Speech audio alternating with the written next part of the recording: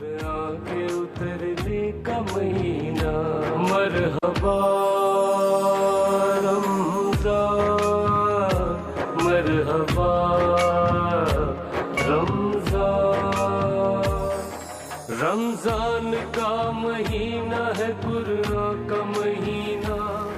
बिस्मिल्लाहिर्रहमानिर्रहीम। अस्सलाम वालेकुम नाज़रीन, मरहबा इफ्तार ट्रांसमिशन में आपको कहेंगे खुशामदीद। मैं हूँ हुमार सलान और मेरे साथ मौजूद हैं अज़हर अली आबदी साहब। नाज़रीन, आप सब जानते हैं आपका हमारा साथ रहेगा पूरे माह मुबारक, जिसमें हम सब मिलकर समेटेंगे इस माह मुबारक की तमाम तर रहमतें, बरकतें, फ़जीलतें और सादतें, और कोशिश करेंगे कि ऐसे तमाम मौज़ूआत को शामिल गुफ्तगू रखें कि जिनके ज़रिए हम कुछ सीख सकें, अपनी ज़िंदगियों को बेहतर बना सकें और अपनी दुनिया और आखिरत दोनों को संवार सकें। हमारी ये ट्रांसमिशन सर्फ एक्सल के ताउन से पेश की जा रही है, जिनका ये कहना और मानना है कि रमज़ान मुबारक में नेकी के काम रुकने नहीं चाहिए। हमने नेकी की बारिश को जारी रखना है और ज़्यादा से ज़्यादा नेकी के कामों में अपना किरदार अदा करने की कोशिश करनी है। जब भी हम नेकी की बात करते हैं तो आपको याद दिलाते हैं नेकी की टोकरी की, और ये कोशिश है सच टीवी की, जो कि आपको नज़र आएगी मुख्तलिफ तंदूरों पर। ज़्यादा से ज़्यादा इस कार खैर का हिस्सा बनने की कोशिश करें, कंट्रीब्यूट करें, पार्टिसिपेट करें और अपने प्यारों की मुश्किलात को दूर करें। आज के मौजू के हवाले से मैं आबदी साहब से गुजारिश करना चाहूँगी कि हमें और हमारे नाज़रीन को बताएं। वो आज का मौजू आपके अल्फाज में बहुत खुशकुन मौजू है, माशाल्लाह माशाल्लाह, खुशगवार मौजू है। मैं इस मौजू को एक सवाल से शुरू करता हूँ कि अगर कोई शख्स हो, आम शख्स की बात कर लें, और वो इधर शहर में ऐलान कर दे कि आज मेरे पास बहुत ख़जाना है, मेरे पास ख़जाना है, मेरे पास अशिया हैं, मेरे पास रोटी कपड़ा मकान, मतलब सब कुछ है, और जो आज रात मेरे पास आएगा मैं उसे दे दूंगा, और खुला दावा कर दे। क्या बात। और हो आम आदमी, यानी हमें पता हो कोई इतना अमीर कबीर नहीं है, लेकिन लोगों का क्या रवैया होगा? बिल्कुल, लोग चांस तो लेंगे ना, चांस लेंगे कि यार इसने तो खुली ऑफर कर दी। जिसे मकान चाहिए मकान ले, जिसे दौलत चाहिए दौलत ले, जिसे अच्छा करियर चाहिए अच्छा करियर ले, जो कोई जिसे तूले उम्र चाहिए वो आए, मैं दुआ करूंगा। बिल्कुल, सारा शहर खलकत उमट पड़ेगी या नहीं? यकीनन। आज की रात उस खालिक कायनात का, कि जिसके पास सारे खजाने हैं, बेशक, जो पूरी कायनात का खालिक है, जिसके पास कोई कमी नहीं और जिसका वादा हमेशा सच्चा होता है, जिस पे कोई शक नहीं, उसका ऐलान है कि आज रात मेरे पास आओ। जो रिस्क लेना चाहता है रिस्क ले, जो औलाद लेना चाहता है औलाद ले, जो खजाने लेना चाहता है वो खजाने ले, जो अपनी मगफिरत चाहता है वो मगफिरत ले। गोया साफ ऐलान है, आज का दिन गोया साल का पहला दिन है, जो रात होने जा रही है। ये तकदीर साज रात है, इसमें तकदीरें बटेंगी, इसमें मादी और मानवी रिज्क बटेगा, इसमें खैरात बटेगी, इसमें सेहत बटेगी, इसमें तौफीकात बटेंगी, इसमें अगर आपने बीमारियों से वबाओं से निजात चाहिए उसकी दुआ होगी। तो ये वो रात है जो आने जा रही है। अब मेरा ख्याल है कौन शकीउल कल्ब होगा जो आज की रात खुदा के हुजूर सजदा रेज और दस्त बदुआ नहीं होगा। तो यही मौजू होगा इंशाअल्लाह आज का। जनाब मौलाना हैदर अलवी साहब रोज़ाना की तरह खूबसूरत अंदाज में आज तो मौजू ही रूहानी है, इंशाअल्लाह इनसे सुनेंगे।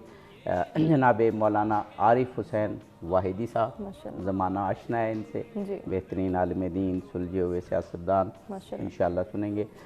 और हमारे साथ जनाब मौलाना सैयद शब्बीर हुसैन शाह साहब, जिस सादगी और खुलूस से फरमाते हैं मैं इनका फ़ैन हूँ, इंशाअल्लाह हम इन सब से सुनेंगे ज़रूर। हमारे साथ एक और भी मेहमान हैं, उनको भी हम खुशामदीद कहते हैं। कारी अहमद नवाज़ कादरी हैं हमारे साथ। खुशामदीद के साथ ही आपसे गुजारिश करेंगे कि आप नात रसूल मकबूल सल्लल्लाहु अलैहि वसल्लम से इस ट्रांसमिशन का आगाज़ करें। सबसे पहले मैं अब्दुल अलवी साहब का शुक्रगुजार हूँ जिन्होंने इस प्रोग्राम में मुझे भी शर्फ बख्शा, और सच चैनल की पूरी टीम का शुक्रिया अदा करता हूँ। नात रसूल मकबूल पीर नसीरुद्दीन नसीर अलैहि रहमा आपका मशहूर ज़माना कलाम है, तमाम अब आप समात फरमाएँ। एक मैं ही नहीं उन पर कुर्बान ज़माना है,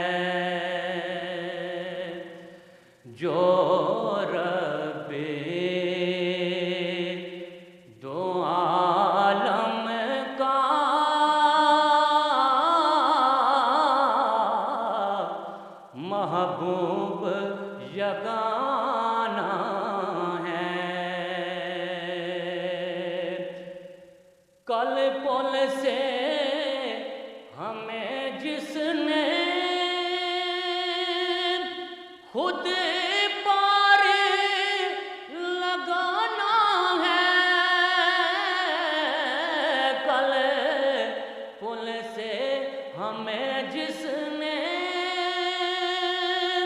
خود پار لگانا ہے،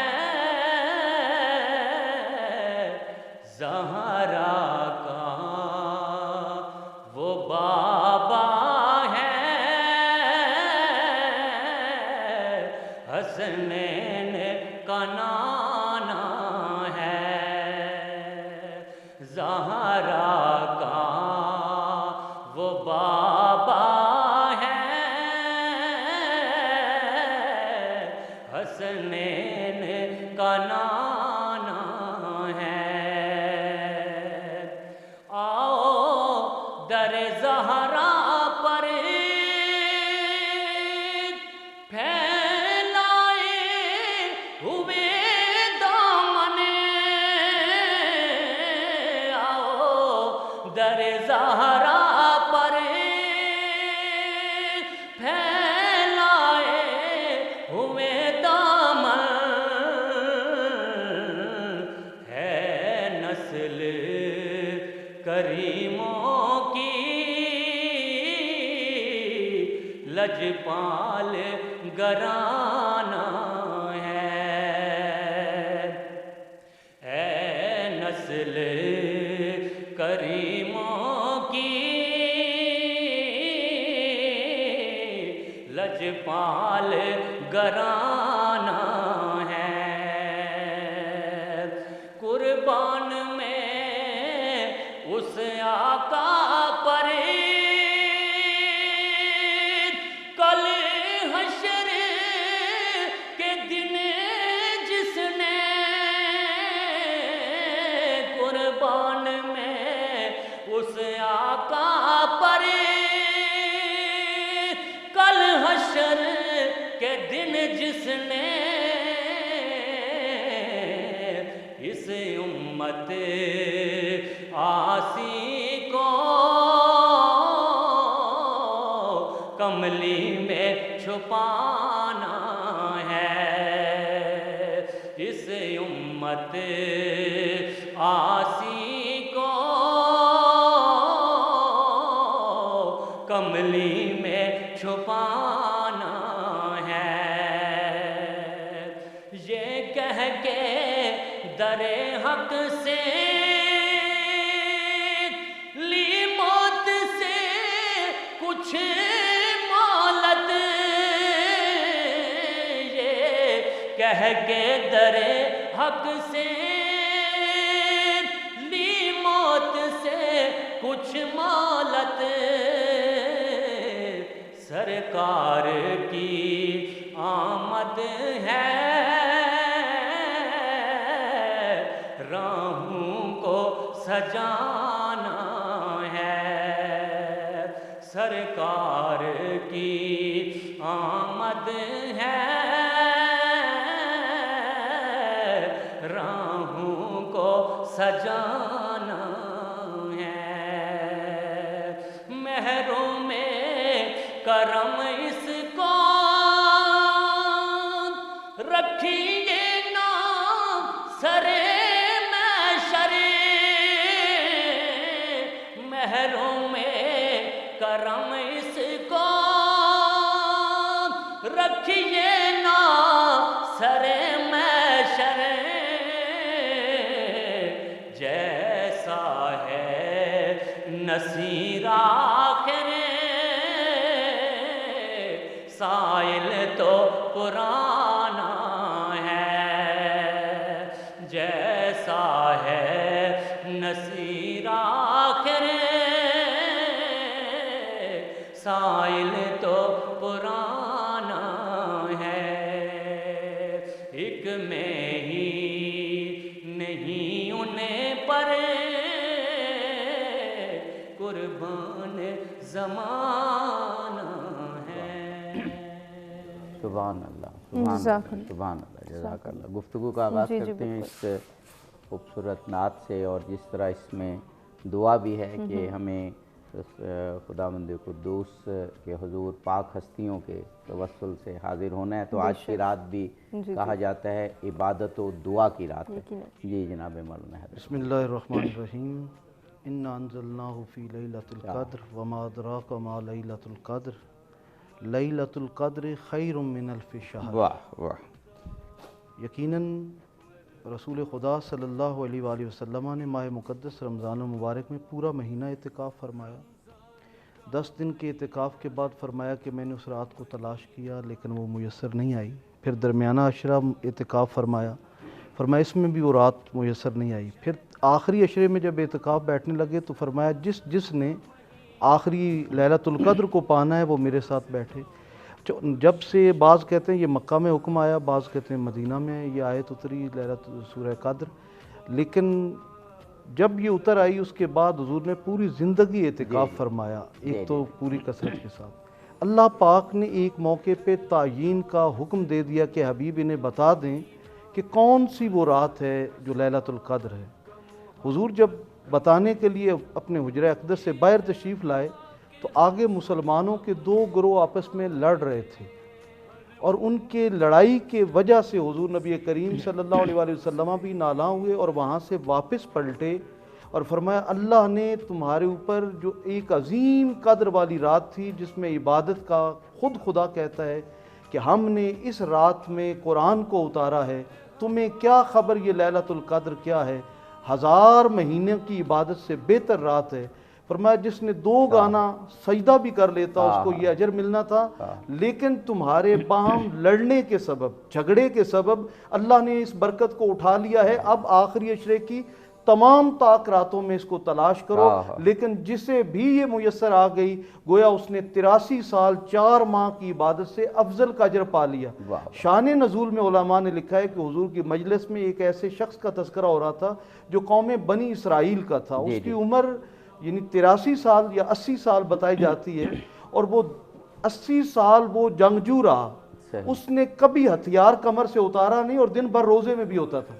सहाबा जब ये सुन रहे थे तो उन्होंने कहा हमारी उम्र है, और ख़ुद हुजूर परेशान हुए कि मेरी उम्मत की उम्रें तो बहुत कम होंगी, शायद उनकी सारी उम्र 80 साल ना हो, तो उसकी तो 80 साल मैदान जंग में इस तरह गुजरी है कि हथियार से भी लैस है और रोज़े की हालत में। तो हुजूर की बेचैनी के दौर देख कर जिब्रील अमीन उतरते हैं और वो आयात तिलावत करते हैं, इन्ना अंज़लनाहु फ़ी लैलतिल क़द्र, ए हबीब मायूस ना हो, परेशान ना हो, आपकी उम्मत में से जिसने लैलतुल क़द्र को पाकर एक सजदा भी खुदा की बारगाह में कर लिया उस रात में, अल्लाह ताला उसे 83 साल की से ज़ायद की इबादत का अजर अता फरमाए। सुभान अल्लाह, सुभान अल्लाह। जनाब मौलाना आरिफ हुसैन वाहिदी साहब क़िबला, इस शब की अहमियत, एक तो जो मैंने अर्ज़ किया कि आज तो मांगने की रात है, सब कुछ मांगा जा सकता है, लेकिन कुरान पाक के हवाले से, माह मुबारक रमज़ान के हवाले से और खुदावंद कुद्दूस ने जो ये फरमा दिया कि तुम क्या जानो लैलतुल क़द्र क्या है, तो खुदा का ये सवालिया अंदाज़ ही बता रहा है कि इसकी क्या अज़मत होगी।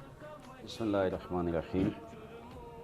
सबसे पहले मैं ज़ाते किरदगार का शुक्रगुज़ार हूँ कि अल्लाह ने हमें तौफ़ीक़ अता फ़रमाई कि ज़िंदगी में एक मरतबा फिर शब क़द्र के नज़दीक पहुँच रहे हैं। खुदा इंशाअल्लाह तौफ़ीक़ अता फ़रमाए।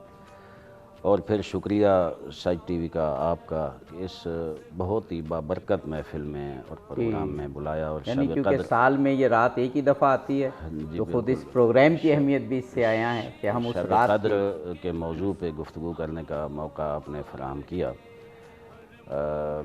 सूरह क़द्र ज़ाहिर है शब क़द्र के लैलतुल क़द्र के हवाले से है और 1000 महीनों से बेहतर रात है। सूरह दुखान की इब्तिदाई आयात हैं, इन्ना अंज़लनाहु फ़ी लैलतिन मुबारका, हमने कुरान को लैले मुबारका में नाजिल किया है, मुक़द्दस रात पे नाजिल किया है।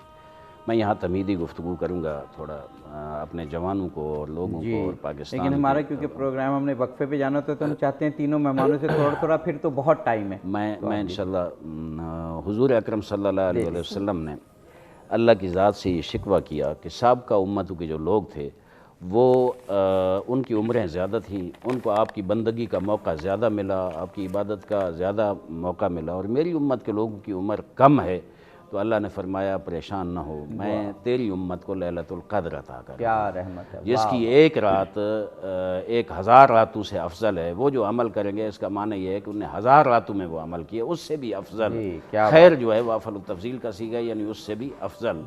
मैं यहाँ अर्ज़ करूँगा کہ دیکھیں جی ہم مسلمان ہیں، ہمارا اللہ کا عقیدہ ہے، ہم جھکتے اللہ کے سامنے ہیں، ہم بندگی اس ذات الہی کی کرتے ہیں، اور وہ ذات وہ مہربان ذات ہے اپنے بندوں کے ساتھ، جو قرآن مجید میں ارشاد فرما رہی ہے وَإِذَا سَأَلَكَ عِبَادِي عَنِّي فَإِنِّي قَرِيبٌ أُجِيبُ دَعْوَةَ الدَّاعِ إِذَا دَعَانِ۔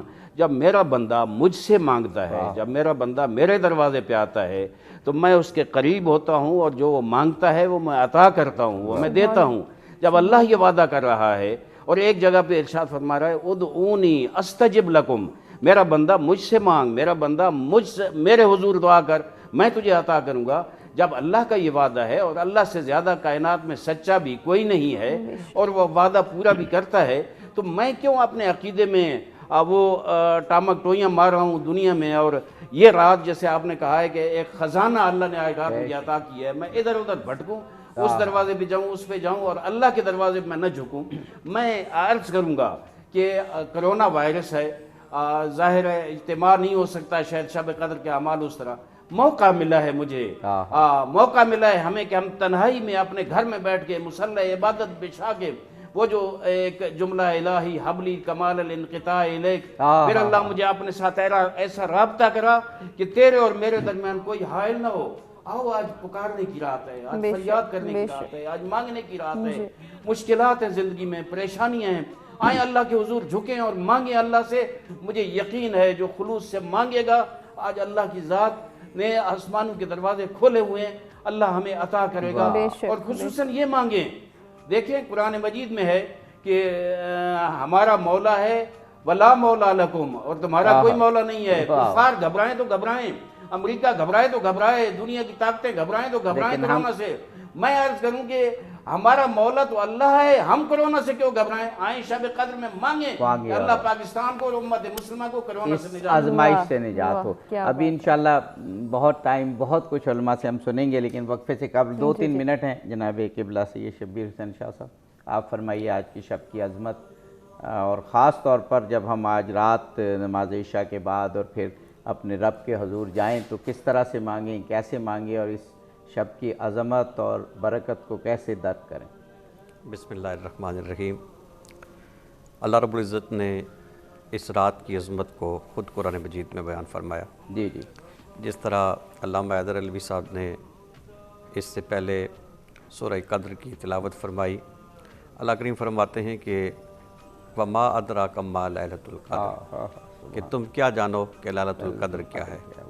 لیلۃ القدر خیر من الف شہر، یہ 1000 مہینوں سے بہتر رات ہے۔ ہم دیکھتے ہیں کہ دنیا میں کچھ لوگ ہیں جو دنیا کمانے کے لیے زیادہ کوشش کرتے ہیں، اور کچھ لوگ ہیں جو آخرت کی کمائی کے لیے زیادہ کوشاں رہتے ہیں۔ تو یہ وہ رات ہے کہ اللہ کریم اعلان فرماتا ہے کہ جو لوگ آخرت کمانے کے لیے کوشاں رہتے ہیں، اگر وہ 1000 مہینے کمانے کی کوشش کرتے رہیں تو وہ ایک طرف، اور اس رات میں جو وہ محنت کریں گے وہ ایک طرف۔ تو اب دیکھیے کہ یہ اللہ رب العزت کی کتنی بڑی نعمت ہے، اس کا کتنا بڑا کرم ہے کہ اگر بندہ ایک رات رب کی عبادت میں بسر کرتا ہے، اس کے ذکر میں بسر کرتا ہے، تو رب کائنات اس کی اس عبادت اور اس عمل کی وجہ سے اسے کتنے انعامات سے نوازتے ہیں۔ چونکہ وقت مختصر ہے تو میں سرکار کی فقط ایک حدیث کا سہارا لے کر ایک بات عرض کر کے بات کو سمیٹوں گا کہ سرکار نے فرمایا کہ من قام لیلۃ القدر ایمان و احتسابا غفر لہ ما تقدم من ذنبہ او کما قال علیہ الصلوۃ والسلام، کہ جو لیلۃ القدر کو قیام کرتا ہے، اس رات رب کی عبادت کرتا ہے، شرط یہ ہے کہ وہ صاحب ایمان بھی ہو اور وہ اخلاص کے ساتھ یہ عمل کرے، تو رب کائنات اس کے گزشتہ سارے گناہوں کو معاف فرما دیتے ہیں۔ اور میں سمجھتا ہوں اس سے بڑی نعمت اور کیا ہوگی کہ وہ بندہ کہ جس نے زندگی اس طرح سے نہ گزاری ہو جیسا رب چاہتا ہے۔ آج کی دنیا میں، آج کے دور میں آپ یہ دیکھیے جتنے مسائل ہیں، جتنی زندگی فاسٹ ہو گئی ہے، جتنی مشکلات ہیں، اور پھر آج کووڈ-19 کی وجہ سے جو پریشانی ہے، انسان کا اپنے رب سے ایک رابطہ ہوگا تو اس قلب میں اطمینان آئے گا۔ اور آپ کو معلوم ہوگا اور ہمارے ناظرین سب کو کہ سائیکولوجسٹ یہ کہتے ہیں کہ جب تک اطمینان قلب نہیں ہوتا انسان بیماری سے بھی نجات نہیں پا سکتا۔ تو روحانیت، اطمینان قلب کے لیے اور اپنی مضبوطی کے لیے آج کی رات ایک بہت بڑی نعمت ہے. بے شک ایسا ہی ہے، اور اس سے ہم نے استفادہ کرنا ہے. کیسے کرنا ہے علماء کرام ہمیں بتا رہے ہیں. مزید بھی ناظرین گفتگو کے سلسلے کو جاری رکھیں گے. شب قدر کی فضیلت اہمیت کے حوالے سے مزید بات ہوگی. ایک بریک کی جانب ہمیں بڑھنا ہے. بریک سے واپس آئیں گے. اس ڈسکشن کو، اس خوبصورت گفتگو کے سلسلے کو آگے بڑھائیں گے. مرحبا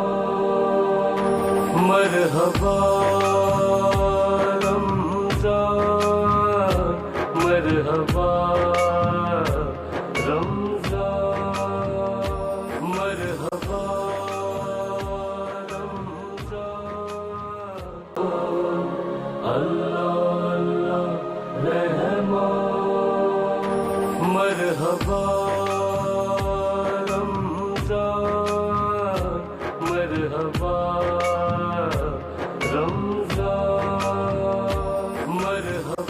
ناظرین مرحبا افطار ٹرانسمیشن میں ایک مرتبہ پھر سے آپ کو کہیں گے خوش آمدید. اور بریک پہ جانے سے قبل آج کے موضوع کے حوالے سے خوبصورت گفتگو ہو رہی تھی. اسی سلسلے کو آگے بڑھائیں گے، لیکن اس سے پہلے ایک نظر ڈال لیتے ہیں پاکستان کے مختلف شہروں میں فقہ حنفیہ اور فقہ جعفریہ کے مطابق آج افطار کی ٹائمنگز پر.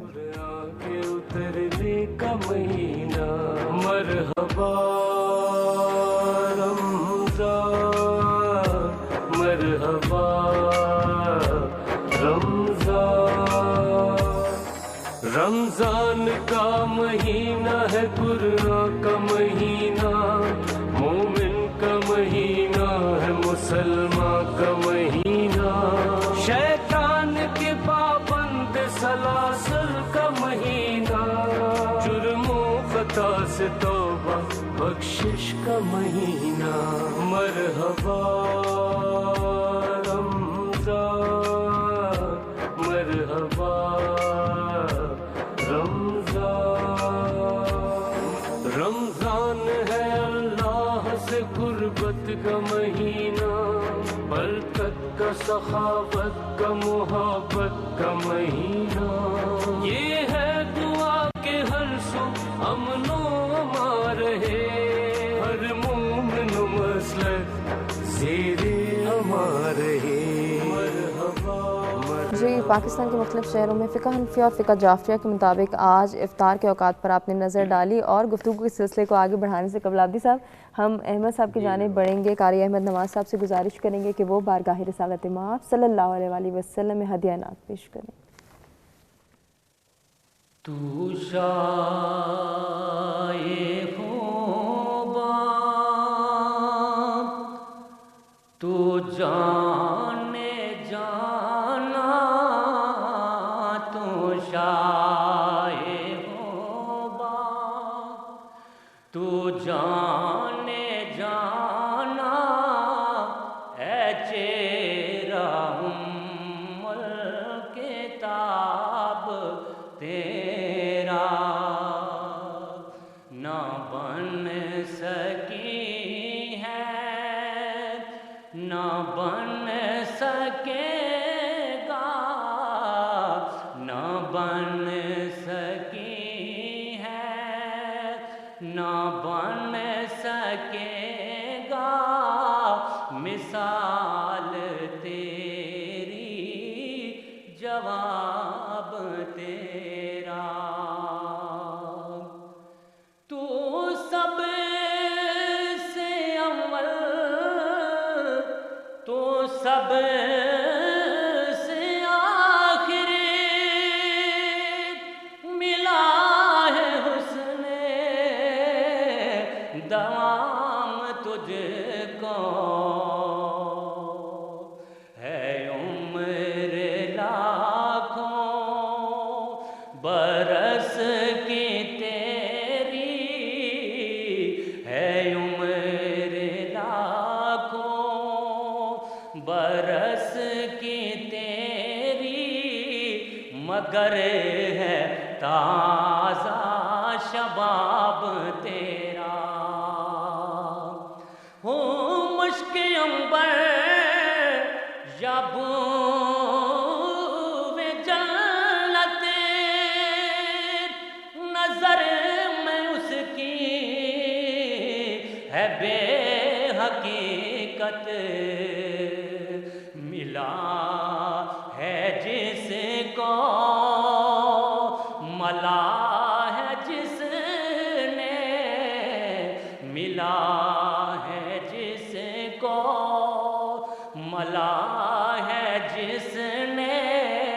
پسینہ رش کے گلاب تیرا، اور خدا کی غیرت نے ڈال رکھے ہیں تجھ پہ 70,000 پردے، جہاں میں بن جاتے تور لاکھوں، جہاں میں بن جاتے تور لاکھوں، جو ہک بھی اٹھتا حجاب تیرا ہے، تو بھی سائے میں عجیب انسان کہ روز محشر سے ہے ہراساں، ہے تو بھی سائے میں عجیب انسان کہ روز محشر سے ہے ہراساں، ارے وہاں تو شفیع بنے گا، ارے وہاں تو شفیع بنے گا، رسول عالی جناب تیرا، نہ بن سکی ہے نہ بن سکے گا مثال تیری، جواب تیرا۔ کیا بات ہے، کیا بات ہے، واہ واہ، سبحان اللہ سبحان اللہ۔ جناب مولانا حیدر علوی صاحب، کیا خوبصورت بات کہ محشر سے ہمیں کیا ڈرنا، وہاں شفیع رسول خدا صلی اللہ علیہ وآلہ وسلم ہوں گے۔ لیکن یہ بھی ائمہ معصومین نے ختم مرتبت نے فرمایا ہے کہ ہمیں اس قابل ہونا ہے کہ ان کی شفاعت کے قابل تو ہو سکیں نا ہم، تو آج کی رات اس قابل بننے کے لیے کہ خدا کے حضور حاضر ہو سکیں اور جناب رسول خدا صلی اللہ علیہ وآلہ وسلم کا وسیلہ دے سکیں، آج کی رات کتنی اہم رات ہے، کیا کچھ مانگا جا سکتا ہے، کیا کچھ عبادت کی جا سکتی ہے، اور کیسے اپنا مقدر سنوارا جا سکتا ہے۔ دیکھیے خطبہ شعبانیہ میں بھی نبی کریم صاحب الاولاق صلی اللہ علیہ وآلہ وسلم نے اس رات کے حوالے سے خصوصاً فرمایا کہ ایک عام رات جو 1000 مہینے کی عبادت سے افضل عبادت کا درجہ دینے کے لیے آ رہی ہے، جو اس رات میں محروم رہا گویا وہ تمام خیر و برکت سے محروم رہا۔ گویا حضور نبی کریم خصوصیت کے ساتھ فرما رہے ہیں کہ اس ماہ کے سارے فضائل اپنی جگہ، لیکن وہ جو شب ہے، جب میں یہ دیکھتا ہوں کہ دیکھیں ماہ مقدس رمضان المبارک کی فضیلت قرآن کے سبب سے، اس رات کی فضیلت قرآن کے سبب سے، اور جس لمحے میں وہ قدر کی کیفیت نصیب ہوتی ہے، وہ لمحہ بھی وہ لمحہ ہے جو قرآن کے نزول کا لمحہ ہے۔ تو اصل ہمیں اس ہدایت کے مجموعے کی طرف بھی دھیان رکھنا ہے کہ اس رات کو برکت والا، قدر والا، عزت والا بنایا کس نے ہے؟ وہ قرآن پاک نے۔ واہ واہ، بہت اللہ اچھا تعالیٰ جبریل امین علیہ السلام کو فرمایا کہ ہم بھیجتے ہیں ملائکہ کو، ان کا سردار جبریل امین جس کے 100 پر ہیں، اور کہا جاتا ہے کہ 2 پر کھولے تو مشرق و مغرب کو اپنی لپیٹ میں لے لے۔ حضرت عبداللہ ابن عباس اس روایت کو نقل کرتے ہیں، اللہ جبریل امین کے ساتھ اتنے ملائکہ بھیجتا ہے کہ دنیا بھر جاتی ہے قدر والی رات میں۔ وہ آ کر جو معصومین ہیں یا جو صوفیاء ہیں، جو اولیاء ہیں، ان سے باقاعدہ مصافحہ کرتے ہیں، لیکن عام مسلمان بھی جب کوئی دعا کرتا ہے تو ملائکہ آمین کہتے ہیں۔ جب وقت صبح ہوتی ہے تو جبریل امین کہتے ہیں چلیں پلٹتے ہیں واپس، تو فرشتے پوچھتے ہیں کہ اے جبرائیل، ساری مخلوق کو ہم نے مسلمانوں کو دیکھا، گھروں میں خواتین ہیں، مسجدوں میں مسلمان ہیں، کوئی رو رہا ہے، کوئی مانگ رہا ہے، کوئی بچنے کی دعا کر رہا ہے، کوئی التجا کر رہا ہے، تو کیا انہیں وہ سب کچھ دے دیا گیا اور جن سے وہ بچنا چاہتے ہیں ان سے بچ گئے؟ تو جبریل امین کہتے ہیں گواہ ہو جاؤ کہ اللہ نے ان سب کی دعاؤں کو قبول کر لیا۔ جس نے جنت مانگی اسے جنت مل گئی، جس نے دوزخ سے پناہ مانگی اسے دوزخ سے پناہ مل گئی، جس نے دنیا مانگی اسے دنیا مل گئی، جس نے آخرت مانگی اسے آخرت مل گئی، لیکن 4 لوگ آج بھی بخشے نہیں گئے۔ صرف 4 لوگ. اور وہ کون ہے؟ فرمایا پہلا عادی شرابی. فرمایا وہ کسی حالت میں نہیں بخشا جائے گا جب تک کہ توبہ کر کے اللہ کی بارگاہ میں رجوع نہ کر لے. اور دوسرا والدین کا نافرمان، ماں باپ کی جو نافرمانی کرتا ہے وہ اس رات سجدے میں بھی پڑا رہے گا تو اس کی بخشش نہیں ہے جب تک کہ اپنے ماں باپ کو راضی کر کے نہ آئے. اور تیسرا ارشاد فرمایا رشتے ناطے توڑنے والا. ہمارے ہاں تو چھوٹی چھوٹی باتوں پہ کہتے ہیں تیرے مرنا جینا ختم، قطع رحمی جسے کہتے ہیں، اپنے قریبی رشتہ داروں سے نہ رشتے توڑنے والا شخص آج کی رات سجدے میں سر رکھ کے گڑ گڑاتا رہے، فرمایا اسے معافی نہیں. اور تیسرا فرمایا مشاہن، جب پوچھا گیا کہ یہ کون ہے، فرمایا وہ جو دل میں بغض رکھنے والا ہے. امراض باطنیہ لوگوں کو نہیں پتا لیکن اس نے دل میں کسی کے لیے بغض رکھا ہوا ہے. فرمایا اس حالت میں وہ آئے، چاہے وہ بغض علی ہو یا بغض مومن ہو، ہر حال میں امیر المومنین کا بغض ہو یا عام مومن کا بغض ہو، دونوں صورتوں میں وہ جب سجدے میں آ کر سر رکھے گا پروردگار عالم اس کی کوئی بخشش نہیں. یہ تو آپ نے بڑی اہم بات بتا دی کہ یہ چاروں جو فرما رہے ہیں اس میں ایک چیز ضرور میں کہنا چاہوں گا کہ وہ لوگ کہ جو ماں باپ کے نافرمان ہیں اور ان کی بدقسمتی کے نافرمانی میں ہی جب وہ کرتے رہے والدین چلے گئے تو ان کے لیے ایک امید ہے ضرور کہ وہ ان کے حقوق بعد میں ادا کریں، ان کے لیے صدقہ جاریہ جاری کریں تو بعد میں بھی ماں باپ خوش ہو سکتے ہیں. اور یہ بھی یاد رہے کہ جن کے ماں باپ فوت ہو گئے ہیں، انتقال کر گئے ہیں اور وہ راضی گئے ہیں لیکن اگر بعد میں حقوق ادا نہ کیے تو وہ مرنے کے بعد بھی ناراض ہو سکتے ہیں. یہ بات جو ہے یہ جناب مولانا آپ فرمائیے گا کہ آج کی رات، کیونکہ وقت کم ہے تو میں چاہ رہا ہوں جلدی جلدی بہت ساری باتیں آپ بتا دیں کہ آج کی رات کیا کیا کچھ کیا جائے. جی جی میرے خیال میں وقت بڑا وسیع ہے، 2.5 گھنٹے تقریباً ہیں انشاءاللہ. میں عرض کروں کہ شب قدر جو ہے اس کو قدر اس لیے 2-3 وجہیں روایات میں ملتی ہیں قدر کیوں کہا گیا ہے. پہلے تو یہ ہے کہ اس کی عظمت اتنی ہے، اس کی فضیلت اتنی ہے، اس کی قدر و قیمت اتنی ہے، اس کی حیثیت اتنی ہے کہ لیلۃ القدر کہا گیا، یعنی قدر والی رات، منزلت والی رات، عظمت والی رات، فضیلت والی رات. دوسرا جو اشارہ فرما رہے تھے مولانا صاحب، آگے جس وقت قدر شروع ہوتی ہے نا شب قدر، تو جبرائیل امین جو سردار ملائکہ ہے جب وہ زمین پہ نازل ہوتا ہے تو فرشتوں کے جھرمٹ پوری دنیا میں نازل ہوتے ہیں، ہجوم ہوتے ہیں. اور قدر کا ایک معنی جو قرآن کی بعض آیات میں ہے، قدر کا معنی ہے کم، تھوڑا پڑھنا. تو وہ کہتے ہیں اتنا لیلۃ القدر اس لیے کہا گیا کہ اتنے فرشتے آتے ہیں کہ یہ زمین ان کے لیے کم پڑ جاتی ہے. اتنے زیادہ فرشتے ہوتے ہیں جو میری اور آپ کی دعاؤں کو لینے کے لیے، مجھ سے اور آپ سے پوچھنے کے لیے کیا مانگنا چاہتے ہو مانگو. اور تیسری چیز جس وجہ سے قدر کو لیلۃ القدر کہا گیا ہے وہ یہ ہے کہ اس رات انسان کی زندگی کے تقدیرات اور مقدرات طے ہوتے ہیں پورے سال کے لیے. یعنی مجھے توجہ کرنی چاہیے کہ یہ رات یہ نہ ہو کہ میں سوئے رہوں.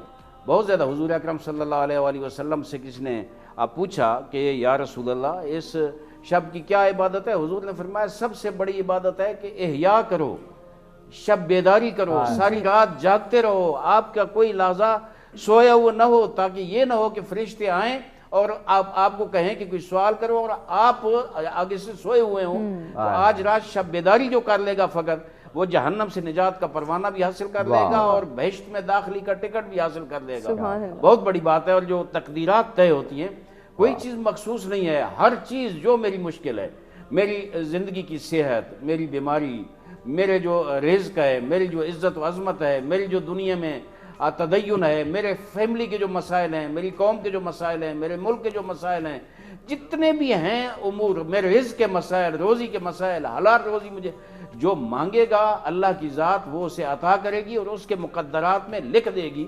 تو میں یہ سمجھتا ہوں کہ آج غنیمت موقع ہے، آج ہمیں اس ذات سے مانگنا چاہیے. امام رضا علیہ الصلوۃ والسلام فرماتے ہیں کہ یہ جو پریشانی میں تم مبتلا ہوتے ہو، مشکل مبتلا ہوتے ہو، علیکم بسلاح الانبیاء، تمہارے لیے ضروری ہے کہ انبیاء کا اسلحہ اٹھاؤ.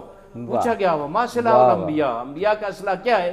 تو فرمایا دعا کرو، مانگو اللہ سے. اور وہ بھی کیا خوبصورت کہ ماہ مبارک رمضان ہو، رات شب قدر کی ہو، وہ مقدس لحظے ہوں، فرشتے منتظر ہیں کہ اللہ سے جو مانگو اللہ عطا کرنے کے لیے تیار ہے. اس وقت انسان مانگے جو انسان کی مشکل ہے. میرے خیال میں اللہ کی ذات ہماری انشاءاللہ ہر مشکل کو آسان فرمائے. سبحان اللہ، سبحان اللہ. جناب مولانا سید شبیر حسین شاہ صاحب، مجھے وہ اقبال کا ایک شعر یاد آ رہا ہے کہ ابس ہے شکوہ تقدیر یزداں تو خود تقدیر یزداں کیوں نہیں ہے۔ تو آج کی رات اقبال کے بھی پورے کلام کا پیغام یہی ہے کہ اپنی تقدیر خود بنانی ہے۔ تو آج کی رات وہ دعائیں مانگیں کہ جو پورا اگلا سال ہماری پلاننگ ہو، خداوند قدوس بحق ختم مرتبت محمد مصطفیٰ صلی اللہ علیہ وآلہ وسلم اگلے پورے سال کی پلاننگ کے مطابق ہمیں عطا فرمائے۔ مولانا صاحب نے بجا کہا کہ اپنی پوری زندگی کی اور خاص طور پر اگلے سال کے لیے جو کچھ مانگنا ہے آج مانگیں، اور پھر اس کے بعد عبادت کریں، سجدہ ریز ہوں، قرآن پڑھیں، اور پھر سارا سال یہ جو آج کی رات کی دعائیں ہیں اور پلان ہے اس کے سہارے جو ہے وہ اچیو کریں۔ فرمائیے۔ نبی رحمت صلی اللہ علیہ وآلہ وسلم کا ایک فرمان علی شان ہے۔ سرکار نے ارشاد فرمایا سیاتی علی امتی زمان یحبون الخمس و ینسون الخمس، کہ عنقریب میری امت پر ایک ایسا وقت آئے گا کہ وہ 5 چیزوں سے محبت کریں گے اور 5 سے غافل ہو جائیں گے۔ پھر سرکار نے ان 5 کا ذکر بھی فرمایا کہ جن سے امت محبت کرے گی، اور ان 5 کا بھی تذکرہ فرمایا جن سے غافل ہو جائے گی۔ سرکار نے فرمایا یحبون الدنیا و ینسون الآخرہ، کہ دنیا سے محبت کریں گے، آخرت کو فراموش کر دیں گے۔ یحبون الحیات و ینسون الموت، زندگی سے محبت کریں گے اور موت کو فراموش کر دیں گے۔ یحبون القصور و ینسون القبور، اپنے گھروں سے، عالیشان محلات سے محبت کریں گے، اپنی قبروں کو فراموش کر دیں گے۔ یحبون المال و ینسون الحساب، مال جمع کرنے کے پیچھے لگے رہیں گے اور یہ بھول جائیں گے کہ ہم نے رب کی بارگاہ میں جواب بھی دینا ہے کہ مال کمایا کہاں سے ہے، خرچ کہاں پہ کیا ہے۔ اور پھر فرمایا یحبون الخلق و ینسون الخالق، کہ مخلوق سے رشتے استوار کرنے کی کوشش کریں گے، دوستوں سے رشتے استوار کرنے کی کوشش کریں گے، لیکن خالق کو فراموش کر دیں گے۔ سرکار نے 14 صدیاں پہلے یہ ارشاد فرمایا، اور آج ہم دیکھتے ہیں کہ ہمارے معاشرے میں یہ ایک حقیقت بن کر ہمارے سامنے آ چکا ہے کہ ہم دنیا سے محبت کرتے ہیں، آخرت کو فراموش کر چکے ہیں، ہم زندگی سے پیار کرتے ہیں، موت سے غافل ہو چکے ہیں۔ ہم کوشش کرتے ہیں کہ ہمارے دنیا کے گھر خوبصورت ہوں، عالی شان ہوں، ان میں ساری سہولتیں موجود ہوں، گرمی سردی کے مقابلے کا سارا سامان موجود ہو، لیکن قبروں کو فراموش کر بیٹھے ہیں۔ ہم چاہتے ہیں کہ ہم مال جمع کریں اور کماتے رہیں، لیکن ہم یہ فراموش کر چکے ہیں کہ ہم نے اس کے لیے حساب بھی دینا ہے، اور ہم لوگوں سے تعلقات بنانے کی کوشش کرتے ہیں۔ مثلاً کسی جگہ پہ کوئی دعوت ہوتی ہے تو ہم چاہتے ہیں کہ ضرور پہنچنا چاہیے، نہ گئے تو فلاں صاحب ناراض ہو جائیں گے، فلاں صاحب ناراض ہو جائیں گے، فلاں صاحب ناراض ہو جائیں گے، لیکن جب مسجد سے اذان ہوتی ہے تو ہماری توجہ نہیں ہوتی کہ اگر نہ گئے تو خالق ناراض ہو جائے گا۔ تو ہم مخلوق سے رشتے تو استوار کرنے کی کوشش کرتے ہیں، لیکن خالق کو ہم فراموش کر دیتے ہیں۔ تو یہ جو رات ہے، اس رات ہمیں سب سے پہلے تو یہ سوچنا چاہیے، پہلے ہم اپنا احتساب کریں کہ اس وقت ہم کس مقام پہ کھڑے ہیں، کہ سرکار کی اس حدیث پاک کی روشنی میں ہماری اس وقت کی حیثیت کیا ہے، کہ ہمارے دنیا کے بارے میں ہم کتنی کوشش کرتے ہیں، آخرت کے بارے میں کتنی کوشش کرتے ہیں، اور ہم موت کی کتنی فکر کرتے ہیں، ہم قبر کی کتنی تیاری کرتے ہیں، ہمارا مال پاک ہے یا ہم حلال حرام کی تمیز کیے بغیر کوشش کیے جا رہے ہیں۔ اور پھر یہ ہے کہ ہم اپنے دنیا کے تعلقات کو پالنے کے لیے تو اتنی محنت کرتے ہیں، خالق کی رضا حاصل کرنے کے لیے ہماری کتنی کوشش ہے۔ اور یہ سب کچھ سوچ کر پھر ندامت کے آنسو بہا کر صدق کے دل سے اپنے گناہوں پر معافی مانگ کے اپنے خالق کی بارگاہ میں دعا کرنی چاہیے کہ اللہ تعالیٰ ہمیں آخرت کی فکر بھی عطا فرمائے، موت کی تیاری کی توفیق بھی نصیب فرمائے، اللہ کریم ہمیں قبر کی تیاری کی توفیق بھی نصیب فرمائے، مال حلال کمانے کی اور حرام کے لقموں سے بچنے کی توفیق بھی نصیب فرمائے، اور اللہ کریم ہمیں اپنا قرب بھی عطا فرمائے۔ سبحان اللہ، سبحان اللہ۔ ابھی جو شبیر شاہ صاحب نے باتیں کی، مجھے وہ ہم وقفے کے دوران بھی ایک بات کر رہے تھے، آپ کو یاد ہوگا کہ ہم نے کہا تھا کہ معصومین کی یہ فرامین ہے کہ تم جو ہمارا کلام ہے وہ لوگوں تک پہنچا دو۔ جب وہ ہمارا کلام، ہماری احادیث لوگوں تک پہنچا دو گے تو ان کلام میں جو محاسن اور جو اٹریکشن ہے وہ خود لوگوں کو قائل کرے گی۔ تو شاہ صاحب نے بھی ایک بڑی جامع حدیث بیان کی، اور دیکھیں اسی حدیث میں آج کی دنیا کے حالات بھی بیان ہو گئے اور جو کچھ ہمیں کرنا ہے وہ بھی بیان ہو گیا۔ تو وقفے کی جانب بھی ہمیں جانا ہے، لیکن جو تھوڑا وقت ہے ہم سوال کرتے ہیں حیدر علوی صاحب سے، اور پھر جب آپ نے وقفے پہ جانا ہوگا آپ جائیے۔ آپ نے ایک بڑا اچھا نقطہ بیان کیا تھا، میں چاہ رہا ہوں اب جتنا ٹائم ہے اور پھر جب واپس آئیں گے، کہ آج کی رات قرآن سے خاص تعلق رکھتی ہے۔ ماہ مبارک کا مہینہ ہو یا یہ لیلۃ القدر و قرآن کے بارے میں آیا ہے کہ قرآن نازل ہوا اس میں، یعنی اصل تعارف آج کی شب کا اور اس مہینے کا قرآن پاک ہے۔ قرآن پاک کی تلاوت کی بھی بڑی خاص تاکید ہوئی ہے اس رات میں، تو قرآن پاک کی اہمیت، اس کو سمجھنے کی اہمیت، اور آج کی رات سے قرآن پاک کا کیا بات ہے، ضرور جانیں گے۔ بریک کا وقت ہے ہمارے پاس، بریک کے بعد بریک کے بعد حاضر ہوتے ہیں، کنٹینیو کرتے ہیں۔ بخشش کا مہینہ مرحبا رمضان، مرحبا رمضان،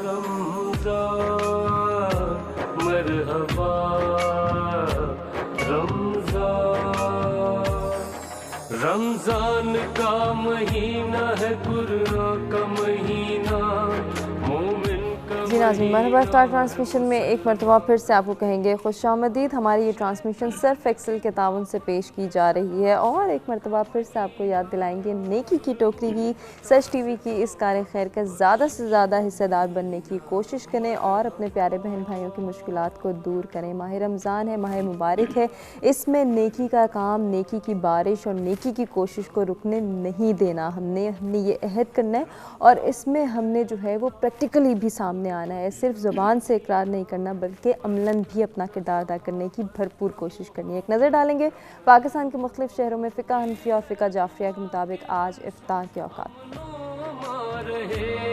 ہر مومن مسلک زیرِ امان رہے، مرحبا مرحبا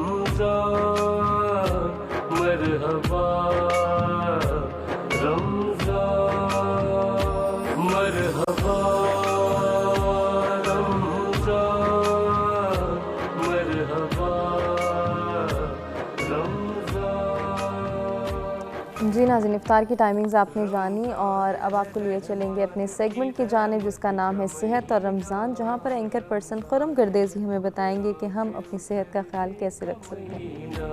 مرحبا رمضان، مرحبا رمضان، رمضان کا مہینہ ہے قرآن کا مہینہ، مومن کا مہینہ ہے، مسلمان کا مہینہ۔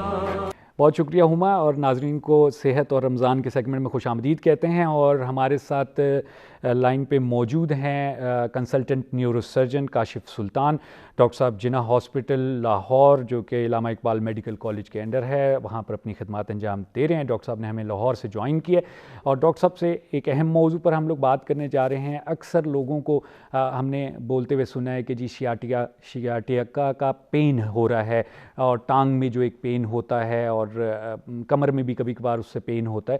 تو یہ شیاٹیکا کا پین کیا ہے، کس وجہ سے ہوتا ہے کیا چیز بیسکلی؟ تو ڈاکٹر صاحب سے پوچھیں گے، اور ڈاکٹر صاحب ہمیں بتائیں گے کہاں سے شروع ہوتا ہے، کیسے اس کو مینیج کیا جا سکتا ہے، اور کیا ٹریٹمنٹ اس کے موجود ہے۔ چلتے ہیں ہم لوگ ڈاکٹر صاحب کی طرف، گفتگو کا آغاز کرتے ہیں۔ سلام عرض کرتا ہوں ڈاکٹر صاحب آپ کی خدمت میں۔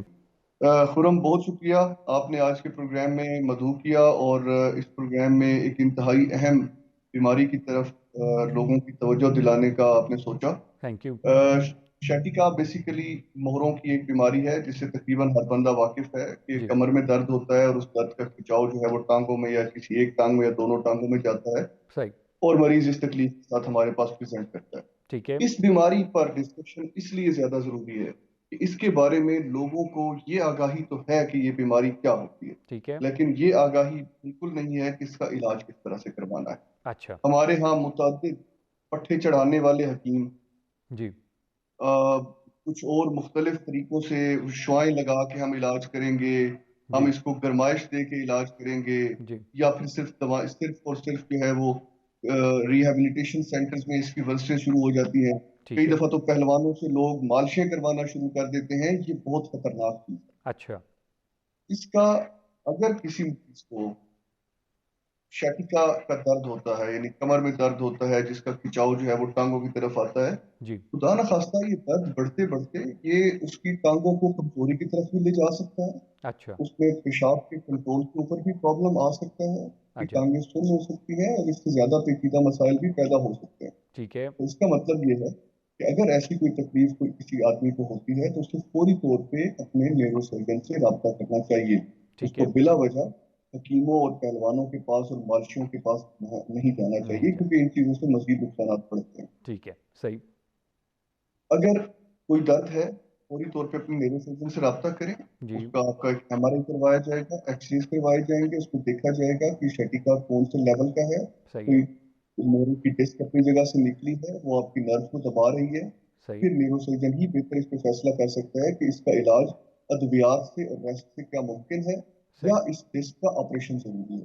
ठीक है। तो आमतौर पर ये दवाई और कंप्लीट बेड रेस्ट से ये बीमारी बेहतरी की तरफ आ जाती है, और आइंदा हमेशा के लिए अगर मरीज एहतियात रखे तो वो इस मसले से दोबारा बच सकता है, उसको दोबारा ये मसला नहीं होगा। सही है। लेकिन कुछ कंडीशंस ऐसी होती हैं जिनमें ऑपरेशन जरूरी हो जाता है। उन कंडीशंस में ऑपरेशन को भी अवॉइड नहीं करना चाहिए और अक्लमंदाना फैसला करना चाहिए। ठीक है। वो कंडीशंस मैं वाज़ेह कर देता हूँ।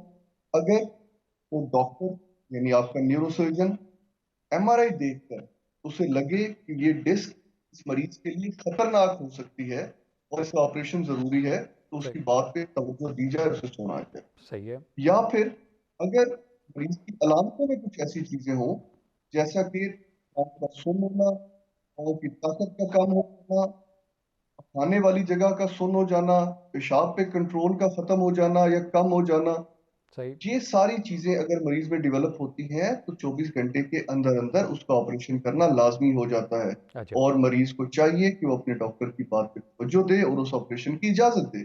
ठीक है। लेकिन अगर सिर्फ अलामतें हैं और दर्द है और डॉक्टर दवाइयों के साथ और रेस्ट के साथ ट्रीट करना चाहता है, तो आप बेशक उस तरफ जा सकते हैं। सही। खुरम, आपने अगर कुछ पूछा। सही। अच्छा डॉक्टर साहब, ये अर्ज़ कीजिएगा कि जैसे आपने ख़ुद भी जिक्र किया कि अगर कंडीशन ऐसी हो और आपका न्यूरोसर्जन, आपका डॉक्टर आपको कहे कि ऑपरेशन करवाना ज़रूरी है तो ऑपरेशन आप ज़रूर करें। लेकिन यहाँ पर डॉक्टर साहब एक बहुत बड़ा चैलेंज जो आ जाता है वो ये है कि बहुत से लोग इस बात को मानने के लिए तैयार नहीं है, और वो ये कहते हैं कि नहीं जी, ऑपरेशन से केस जो है वो मज़ीद ख़राब हो जाता है। और अक्सर लोग मिसालें देते हैं, कहते हैं कि जी हमारे कमसाए ने करवाया तो वो तो बिल्कुल ही उसकी टांगें ही ख़राब हो गई, और पता नहीं बहुत सी बातें इस सिलसिले में की जाती है। तो ये क्या डॉक्टर साहब स्टोरी है?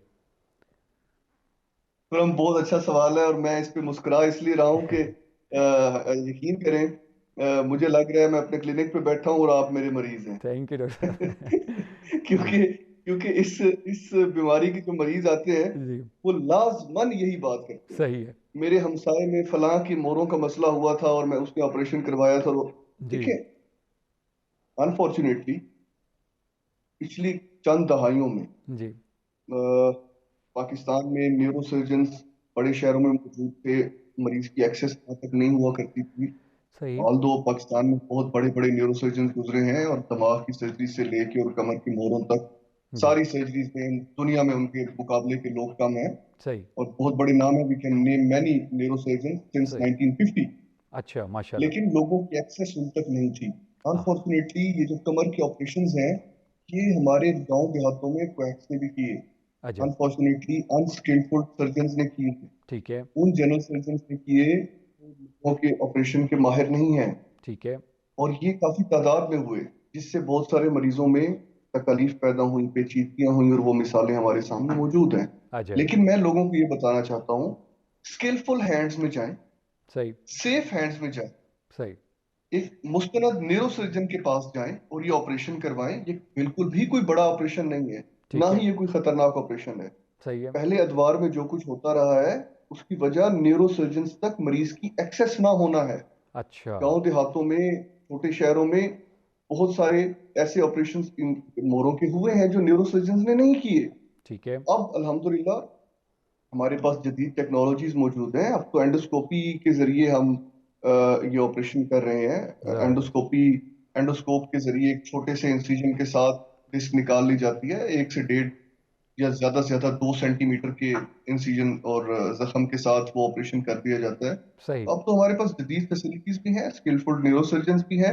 तो मेरा नहीं ख्याल कि आप किसी को घबराना चाहिए, बहुत मामूली सर्जरी है और आपको घबराने की जरूरत नहीं है। अगर इसकी जरूरत हो तो जरूर करवा लें, लेकिन ये देख लें कि लाजमन किसी मुस्तनद न्यूरोसर्जन से ही करवाएं और अपने अपने आप को किसी अनस्किलफुल और अनसेफ हाथों में ना दें। डॉक्टर साहब, होता क्या है बेसिकली ये दर्द जो है ये कहाँ से शुरू होता है, क्यों शुरू होता है? कोई हमारी उठने बैठने की रूटीन में गड़बड़ होती है, कोई गलत तरीके से हम सामान वज़न उठाते हैं, यानी बेस कहाँ से है इस दर्द की? जी बिल्कुल, उससे भी शुरू हो सकता है। अचानक अगर आपकी सीढ़ियां उतर रहे हैं और आपका एक पाँव जमीन पर है और दूसरा हवा में है, जी, उस सूरत में अचानक वहां पे एक स्पैज़म हो सकता है, that spasm lead to lapse of disc. ठीक है। इसके अलावा आप अचानक ऊपर के वजन उठाते हैं, वेट लिफ्टिंग कर रहे हैं, हल्का फुल्का वजन भी चाहे झुक के उठा रहे हैं या फिर आप जिम जा रहे हैं और वहां पे वेट लिफ्टिंग कर रहे हैं, आपने अचानक ज्यादा वेट उठाया और उससे भी आप सही हो सकती है। तो ये सारी कंडीशंस हैं, इनसे ये मुमकिन है। और अचानक एक शदीद किस्म का कमर में दर्द उठता है जिसका खिंचाव टांग की तरफ जाता है और फिर आहिस्ता आहिस्ता मसल रिलैक्सेंस और दवाइयों से वो दर्द कुछ कम होता जाता है और 2-3 हफ्तों में बेहतरी की तरफ चला जाता है। लेकिन अगर पहले दिन के स्टार्ट से ही अगर पाँव में कुछ फन होना शुरू हो जाए या जैसी मैंने पहली अलामतें बताई हैं, तो फिर बिल्कुल भी आपको नहीं रुकना चाहिए, थोड़ी आपको इन्वेस्टिगेट करना चाहिए और मेरे से सही। अच्छा डॉक्टर साहब, इसमें शियाटिका के पेन में डिस्क का भी जिक्र आता है कि जी डिस्क के साथ कोई प्रॉब्लम हो जाता है रीढ़ की हड्डी में, तो क्या है क्या डॉक्टर साहब ये डिस्क और क्या प्रॉब्लम आता है डिस्क के साथ? देखिए, डिस्क सादा लफ्जों में बताता हूँ ताकि हमारी आवाम को पूरी तरह से समझ आ सके। बिल्कुल। हमारे जो मोरे हैं उनके 2 मोरों के दरमियान अल्लाह ताला ने एक कुशन रखा है जिसको हम डिस्क कहते हैं। अच्छा। वो दोनों मोरों को आपस में टकराने से बचाता है। एक कुशन है मोरों के अंदर जो है वो फ्लेक्सिबिलिटी को बरकरार रखती है वो डिस्क। मोरों के दरमियान आप ये समझ लें कि एक ऐसा गैप है जो कुशन गैप है और वो वहां पे एक नरम सी डिस्क है, वो उसमें पानी भी होता है और सॉफ्ट टिश्यू होता है उसके आसपास, जो दोनों सख्त मोरों के दरमियान एक कुशन का काम करता है। सही हो गया। जब हम मूव करते हैं, चलते फिरते हैं, तो मोरे एक मोरा दूसरे मोरे के ऊपर उसी कुशन के ऊपर ही लाई कर रहा हूँ। बिल्कुल सही। तो होता ये है कि जब डिस्क प्रोलैप्स होती है तो अपनी जगह से निकल के 2 मोरों के दरमियान से बाहर की तरफ लैटरली निकल जाती है या एंटीरियरली निकल जाती है। अच्छा। जब वो एंटीरियरली निकलती है तो वहां पे आप उसके सामने हराम मग्ज, ठीक है, या फिर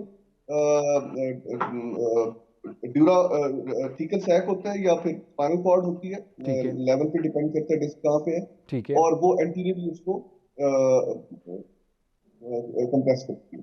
अच्छा, सही है। तो अगर डिस्क स्ट्रेट पोस्टीरियरली निकल जाए तो वो उसको कंप्रेस करती है, अगर लैटरली निकल जाए तो नर्व्स को भी कंप्रेस कर सकती है और उसको हराम मग्ज को और या थीकल सैक वहां पे है तो उसको वो कंप्रेस कर सकती है। तो मोरों से डिस्क अगर स्लिप हो जाए पीछे की तरफ और स्पाइनल कैनाल की तरफ आए या फिर लैटरली स्लिप हो जाए तो वो मोरों के दरमियान से निकल के और वो वहां पे दबाव देना शुरू कर देती है। ठीक है, इसकी वजह से ये नाम किया। सही। अच्छा डॉक्टर साहब, आप जब जिक्र कर रहे थे इसकी ट्रीटमेंट का तो आप बहुत ऑप्टिमिस्टिक लग रहे हैं। इसका मतलब ये है कि ये इसका जो ऑपरेशन है वो काफ़ी सक्सेसफुली और इजीली हो जाता है।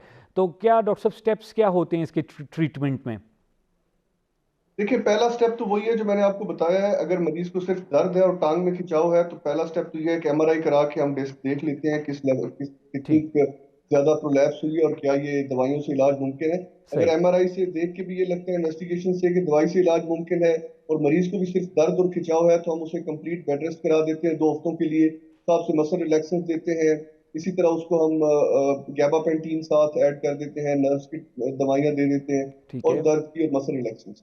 और 2 हफ्तों में मुकम्मल रेस्ट और उससे मरीज इंप्रूव होना शुरू हो जाते हैं। उसके बाद हम उन्हें बताते हैं कि आपने आइंदा मुकम्मल एहतियात करनी है। एहतियात में क्या चीजें आती हैं?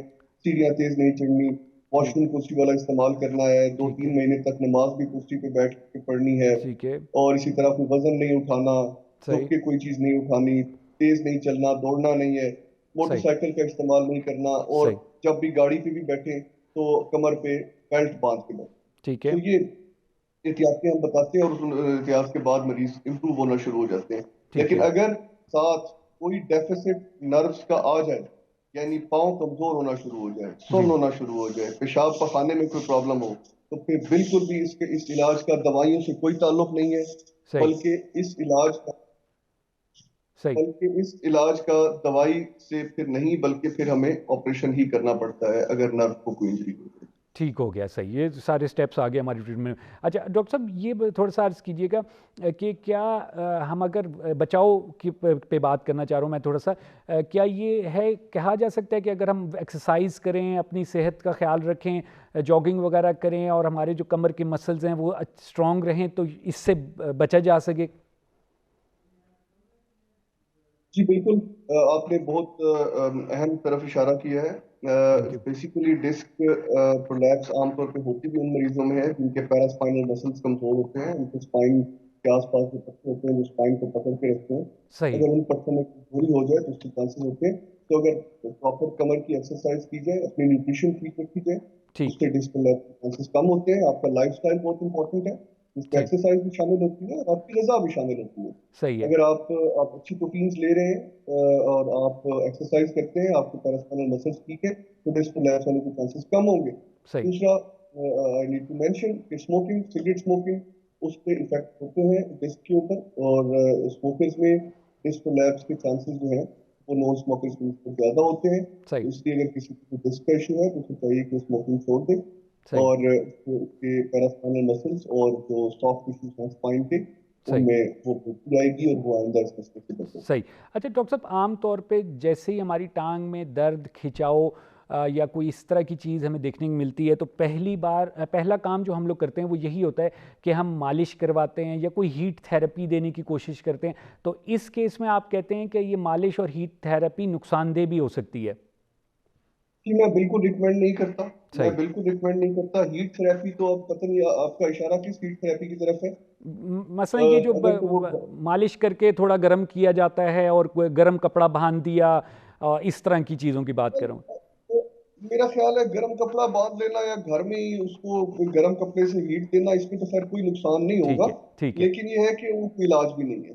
लेकिन जो मालिश ये पहलवानों से लोग करवाते हैं कमर की, वो बहुत खतरनाक है। ऑलरेडी डिस्क प्रोलैप्स है, आपके कोई दबाव दे दिया गया तो खुदा न खास्ता पैरालाइज होने के चांसेस होते हैं, तो वो तो मैं बिल्कुल रिकमेंड नहीं करता। अच्छा, ठीक है, सही। तो इसका मतलब फौरी तौर पे जब भी आपको टांग में खिंचाव, दर्द, सुन्न हो जाना, सो जाना टांग का, तो जो है वो न्यूरोसर्जन, न्यूरोलॉजिस्ट को दिखाया जाए ताकि प्रॉपर ट्रीटमेंट उसका किया जा सके। न्यूरोसर्जन को, ठीक है, सही। डॉक्टर साहब बहुत शुक्रिया अदा करता हूँ आपका। ये भी एक बहुत ही अहम मौजू था। आप हमेशा हमारे प्रोग्राम के लिए टाइम निकालते हैं अपनी मसरूफ़ रूटीन से, लेकिन बड़े इंपॉर्टेंट टॉपिक्स हैं। जैसे कि आपने भी कहा कि इस शियाटिका के पेन को लेके बहुत सी मिसअंडरस्टैंडिंग्स, कन्फ्यूजन्स मौजूद थी, जो कि आपने बिल्कुल कॉन्फिडेंट के साथ क्लियर कर दी, लोगों को बता दिया कि जी अगर आप सेफ़ हैंड्स में और स्किल्ड न्यूरोसर्जन्स जो हैं उनके पास जाएंगे तो आपको कोई किसी कॉम्प्लिकेशन का सामना नहीं करना पड़ेगा। Thank you very much doctor साहब, आपने टाइम निकाला। थैंक यू जी। नाज़रीन, आपने गुफ्तगू सुनी कंसल्टेंट न्यूरोसर्जन काशिफ सुल्तान की। डॉक्टर साहब जिन्ना हॉस्पिटल लाहौर में अपनी खिदमत अंजाम दे रहे हैं। डॉक्टर साहब ने लाहौर से हमें ज्वाइन किया था और शियाटिका का पेन जो है उसके बारे में डॉक्टर साहब ने बात की और तफसील से सारे जो उसके पहलू थे उस पर भी जिक्र किया और उसके ट्रीटमेंट ऑप्शन पर भी बात की। उम्मीद करता हूँ आज का सेगमेंट जो है सेहत और रमज़ान का आप लोगों के लिए मुफीद साबित हुआ होगा। यहाँ पर हम छोटा सा वक्फा लेंगे, फिर आपकी खिदमत में हाजिर होंगे।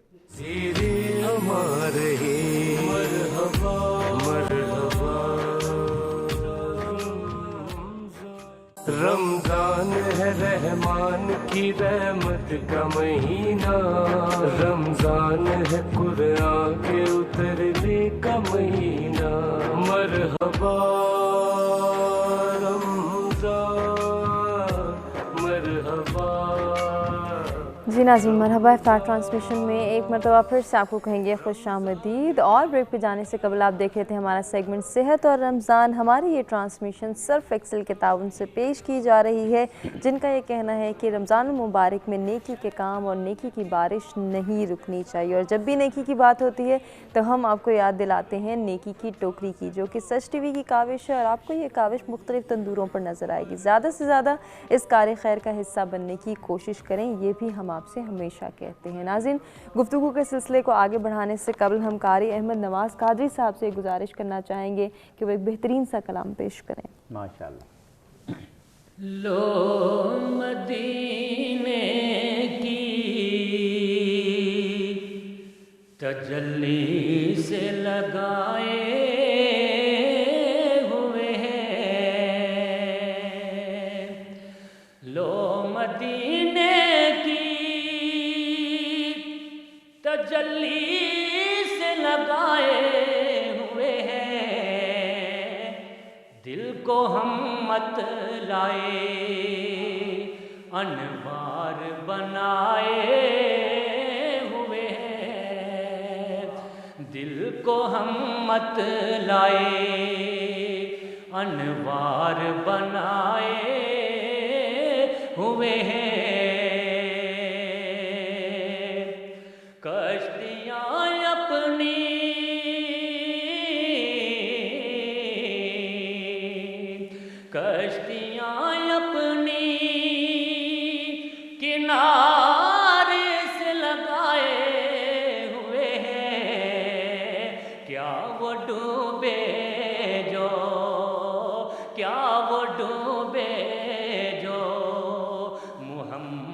के तराए हुए हैं, क्या वो डूबे जो मोहम्मद के तराए हुए हैं।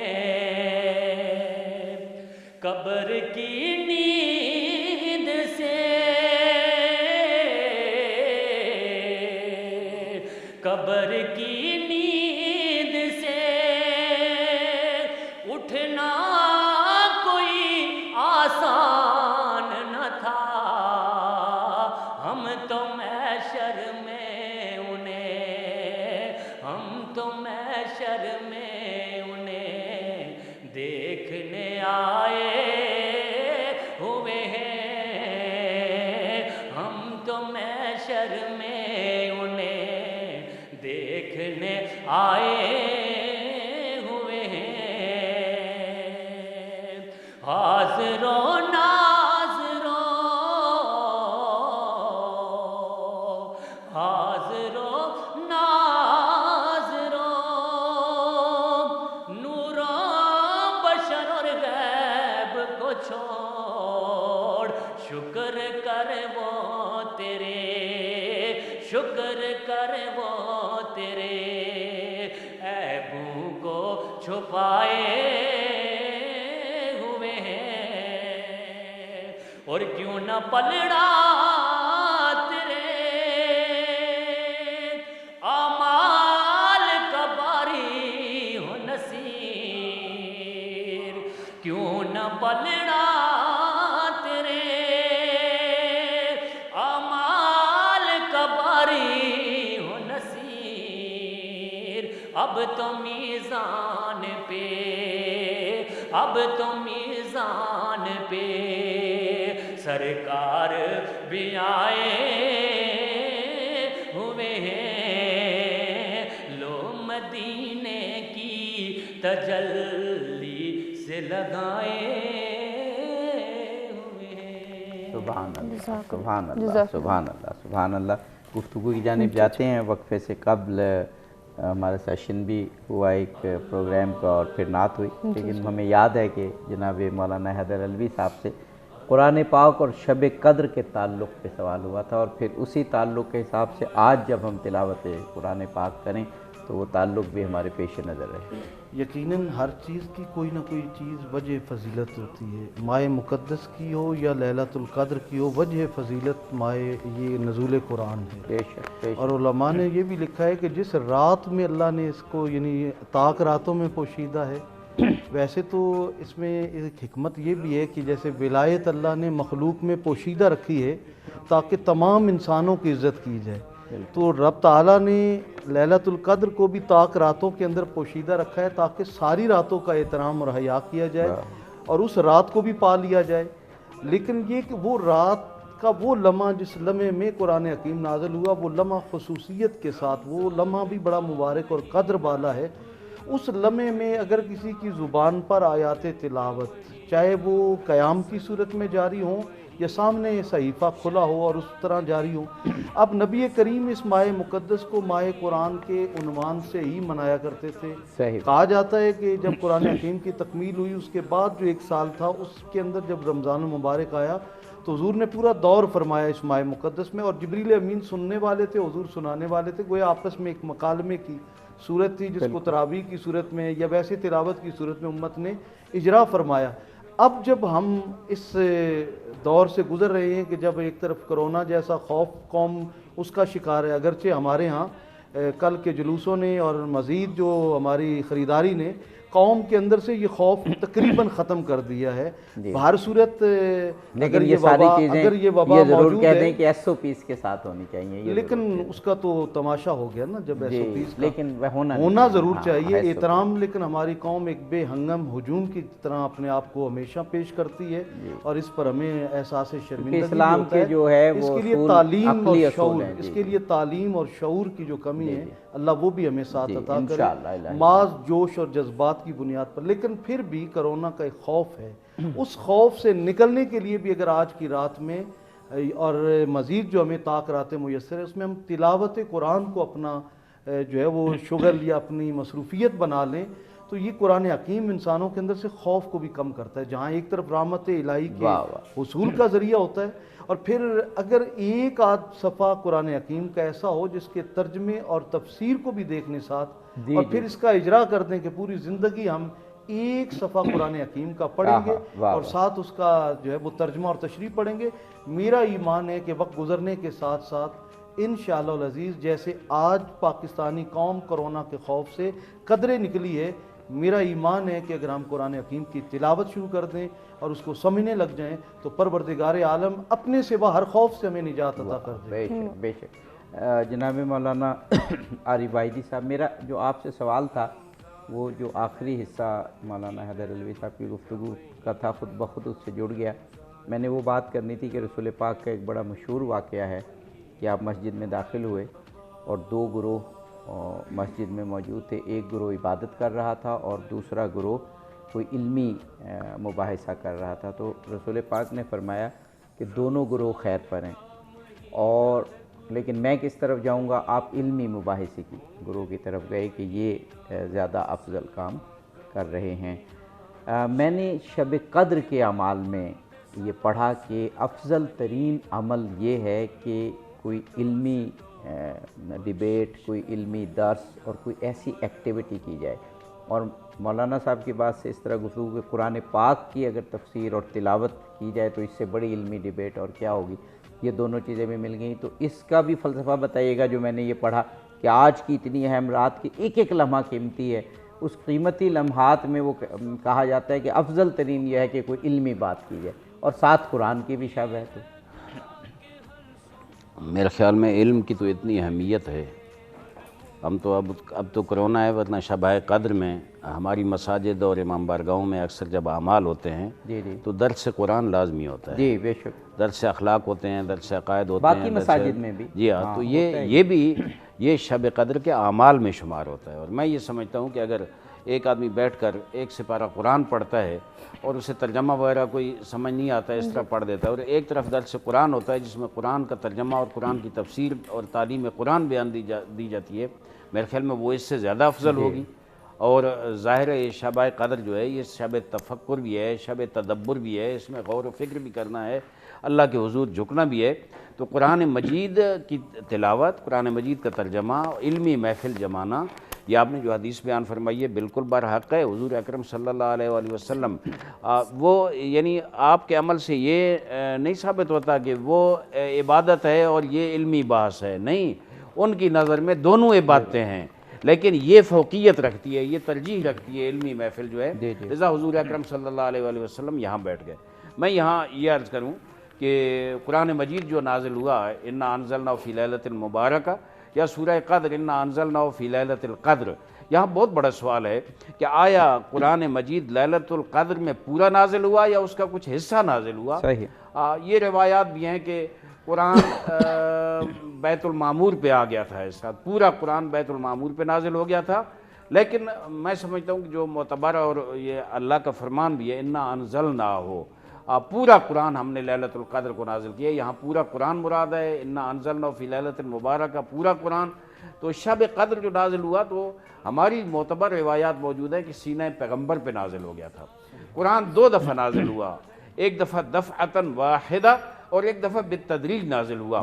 دفعۃ واحدہ جو نازل ہوا وہ حضور اکرم کے قلب مبارک پہ. میں کہتا رہتا ہوں بڑے محبت کے ساتھ, عشق کے ساتھ, کہ اللہ کی لا ریب کتاب محمد کے بے عیب سینے پر نازل ہوئی, یکدم نازل ہوئی. اور بعد میں جس وقت جو واقعات آتے گئے وہ آیات دوبارہ نازل ہوتی گئی بالتدریج. جو نازل ہوا, جو واقعہ ہوا وہ نازل. میں یہاں ایک وضاحت, چونکہ ایک علمی حوالے سے بھی گفتگو آ گئی تو میں وہ عرض کر دوں گا. ایک حدیث مولانا صاحب نے فرمائی ہے کہ جناب کچھ لوگ وہ ہیں جن کے روزے قبول نہیں ہوں گے, عبادات قبول نہیں ہوں گی, شب قدر کے اعمال بھی اور ان کے گناہ معاف نہیں ہوں گے. ان میں ایک عاق الوالدین ہے, ایک شراب خور ہے, ایک قطع رحمی کرنے والا ہے. یہ مجھے ایک عزیز نے ابھی موبائل میں دیکھا تو اس پہ سوال کیا کہ اس کا معنی یہ ہے کہ وہ نا امید ہو جائے. حالانکہ اللہ تو فرماتا ہے لا تقنطوا من رحمت اللہ, اللہ کی رحمت سے نا امید نہ ہو.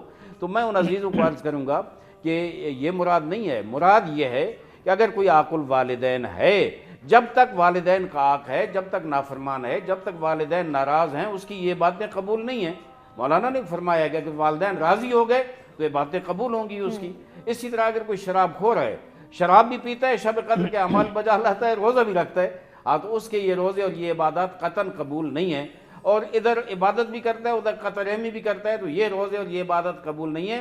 لیکن اگر رشتہ داروں سے معافی مانگتا ہے, اپنی غلطیوں کا جبران کرتا ہے اور یہ کہتا ہے کہ میں آج سے معافی مانگتا ہوں آپ سے, شب قدر ہے اور میں یہاں ان لوگوں کو جو گستاخ ہیں, جو اپنے رشتہ داروں میں اختلاف اور فتنہ و فساد پھیلاتے ہیں, یا جن نے والدین کو ناراض کیا اور والدین ان کے ساتھ ناراض ہیں, آج کی شب قدر غنیمت ہے کہ جائیں اور ان کے پاؤں پہ ہاتھ رکھیں اور ان سے معافی مانگیں. اور جن کے والدین اس دنیا سے چلے گئے ہیں, روایات معتبرہ ہیں کہ اگر والدین زندہ نہیں ہیں تو جائیں ان کی قبر پہ ان کے پاؤں کی طرف ہاتھ رکھ کے ان سے معافی مانگیں, تو انشاءاللہ وہ بھی معاف کر دیں گے, اللہ بھی معاف کر دے گا. اور شب قدر سے میں بہت بڑا استفادہ کر لوں گا کہ میں اللہ کو بھی راضی کر دوں گا. واہ واہ, سبحان اللہ, کتنی خوبصورت اور کمپریہنسو بات.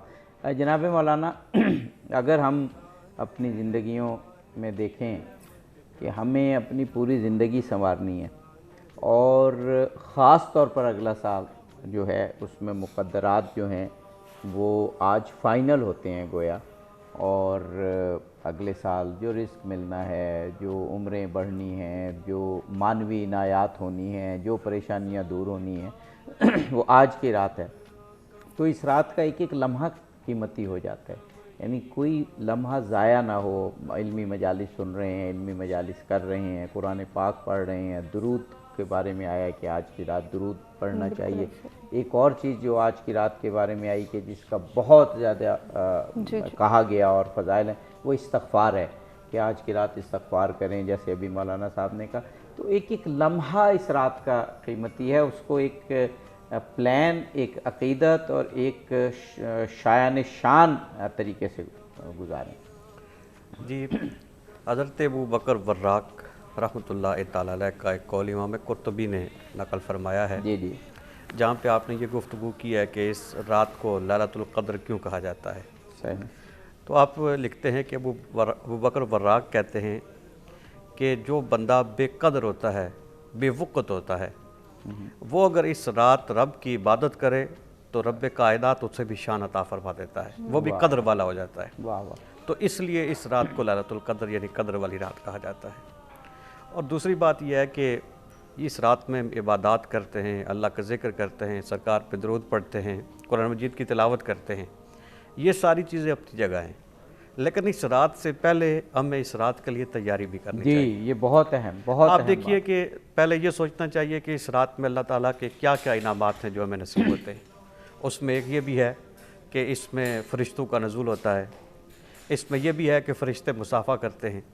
اب دیکھیے کہ اگر میں نے کسی بڑی شخصیت سے ملنا ہو تو میں اس کے لیے تیاری کرتا ہوں، میں اس وقت پاکیزگی کا خیال رکھتا ہوں، کپڑے اچھے پہنتا ہوں اور پھر اچھی طریقے سے تیار ہو کر اس سے ملاقات کے لیے جاتا ہوں. تو ہم دنیا میں جن لوگوں سے ملتے ہیں وہ تو ہمارے ظاہر کو دیکھ سکتے ہیں، ہمارے کپڑوں پہ جو دبے ہوتے ہیں صرف انہی کو دیکھ سکتے ہیں. تو ہم اگر ان کو ظاہر کے دبوں کو دور کر لیں تو تیاری کافی ہوتی ہے.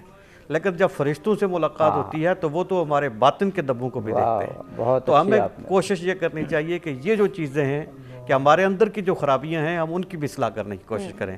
یعنی ہمیں پتہ ہے کہ یہ جو طاق راتیں ہیں ان کا سلسلہ شروع ہو چکا ہے، تو ہم اس سے پہلے کوشش کریں کہ یہ قیمتی لمحات ابھی شروع بھی نہ ہوں. تو اگر ہمارے والدین ہم سے ناراض ہیں تو ہم اس رات سے پہلے جا کے اپنے والدین سے معافی مانگیں. اگر ہم نے پڑوسیوں کے ساتھ اپنے تعلقات خراب کیے ہوئے ہیں تو ان سے جا کے معافی مانگ کے اپنے تعلقات کو بحال کرنے کی کوشش کریں. اگر ہم نے کسی کا حق دبایا ہوا ہے تو اس کو راضی کرنے کی کوشش کریں. گویا جو معاملات ہمارے مخلوق کے ساتھ ہیں، جن کا تعلق حقوق العباد کے ساتھ ہے، ہم ان میں اس سے پہلے بہتری لانے کی کوشش کریں. اور پھر اس رات رب کی بارگاہ میں عرض کریں، مولا میں نے تیرے بندوں سے تو معافی مانگ لی ہے، اب تیری بارگاہ میں جھولی پھیلاتا ہوں، تو بھی مجھے معاف فرما دے. تو یقیناً جب بندہ اس طریقے سے رب کی بارگاہ میں معافی مانگتا ہے، التجا کرتا ہے، تو رب کائنات اس پہ کرم فرما دیتے ہیں. واہ، ایک بہت اچھا جملہ شاہ صاحب نے کہا کہ یہ رات تو گزارنی ہے، لیکن اس رات کے آنے سے پہلے اب تقریباً آئی گئی ہے، اس کے لیے تیاری کریں. اور وہ تو ایک سائیکلوجیکل بات بھی ہے کہ جب ہم کسی چیز کی تیاری کرتے ہیں تو تبھی اس سے کم کو استفادہ کر سکتے ہیں. جناب مولانا ایک سوال آپ سے کرنا چاہوں گا، مولانا حیدر علوی صاحب سے. ابھی آپ نے نظم و ضبط کی بات کی تھی اور میں نے کہا تھا کہ بلکہ سب پارٹیسپینٹس نہیں کہ ہم جو بھی عمل کریں اور جس طریقے سے بھی کریں تو جو پراپر ایک طریقہ ہے ہر چیز کا کرنے کا. جیسے آپ نے جلوس اعضاء کی بات کی اور محفلوں کی بات کی کہ بہت سارے جگہوں پہ جلوس اعضاء نکلے ہیں اور ایک پراپر ایس او پیز کے ساتھ، یعنی بہت سی جگہوں پہ ایس او پیز فالو ہوئی ہیں. کئی جگہ جو جیسے آپ نے کہا کہ وہ تو ہماری قوم کا ایک مزاج ہے کہ ہم اس طریقے سے منظم نہیں ہیں. میں اسی بات سے فائدہ اٹھانا چاہوں گا. جن لوگوں نے ایس او پیز فالو کی اور کر رہے ہیں ان کو شاباش بھی دینی چاہیے، اپریشیٹ کرنا چاہیے اور آئندہ وہ جاری رکھیں اس کو. اور جہاں پر ہم نہیں کر رہے ان سے گزارش کریں گے کہ اللہ تعالیٰ نے جان انسان کی سب سے قیمتی قرار دی ہے، یہ ہماری نہیں ہے، اسی لیے اسلام میں خودکشی حرام ہے. یہ جان ہماری نہیں ہے، یہ اللہ کی جو ایک دی ہوئی امانت ہے. تو جو صحت کے ماہرین کہہ رہے ہیں، جو گورنمنٹ کے ایس او پیز ہے، خدا را اس پر عمل کریں. اپنے بچوں کی، اپنے بھائیوں کی، اپنے بہنوں کی، اپنے بیٹوں بیٹیوں کی حفاظت کریں اور ان ایس او پیز پر ضرور عمل کریں. اسی بات سے فائدہ اٹھاتے ہوئے آپ سے کہنا چاہوں گا کہ اسلام دنیا کا سب سے منظم مذہب نظر آتا ہے. نماز کا وقت ہے، آپ اس کے بغیر نماز ادا نہیں کر سکتے. روزہ رکھنے کا ایک وقت ہے، شروع کرنے کا، ختم کرنے کا. حج پہ جانے کا ایک وقت ہے. یعنی اسلام کے جتنے بھی فرائض ہیں ان میں وقت کی پابندی اور نظم و ضبط اپنی معراج پر ہے، یعنی اس سے زیادہ ہو نہیں سکتا نظم و ضبط. اس سے ہم کیوں نہ سیکھیں اور ہماری قوم دنیا کی سب سے منظم قوم کہلائے. اپنے زندگی کے قرینوں میں، سلیقوں میں، ایکٹیویٹیز میں، سب میں ہم منظم ہیں. دیکھیے ہم عبادات میں تمام مسالک منظم ہیں. رسومات کا جب چکر آتا ہے تو وہاں ہم بد نظمی کا شکار ہوتے ہیں. دین رسومات پرست نہیں ہے، دین عبادت پرست ہے اور خدا پرست ہے.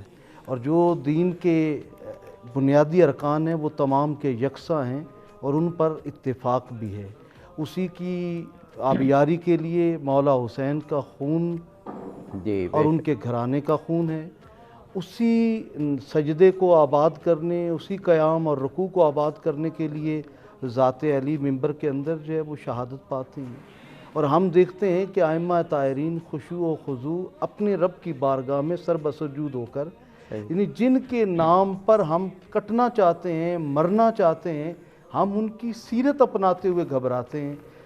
اب ہمیں اس ماہ مقدس میں کم از کم یہ دیکھنا ہے کہ جن ائمہ طاہرین، جن اولیاء اللہ کو ہم مانتے ہیں، جو ہمارے پاس دین لے کر آئے، ان کی زندگیاں طہارت پر مبنی تھیں اور وہ ساری عبادات سے لبریز تھیں۔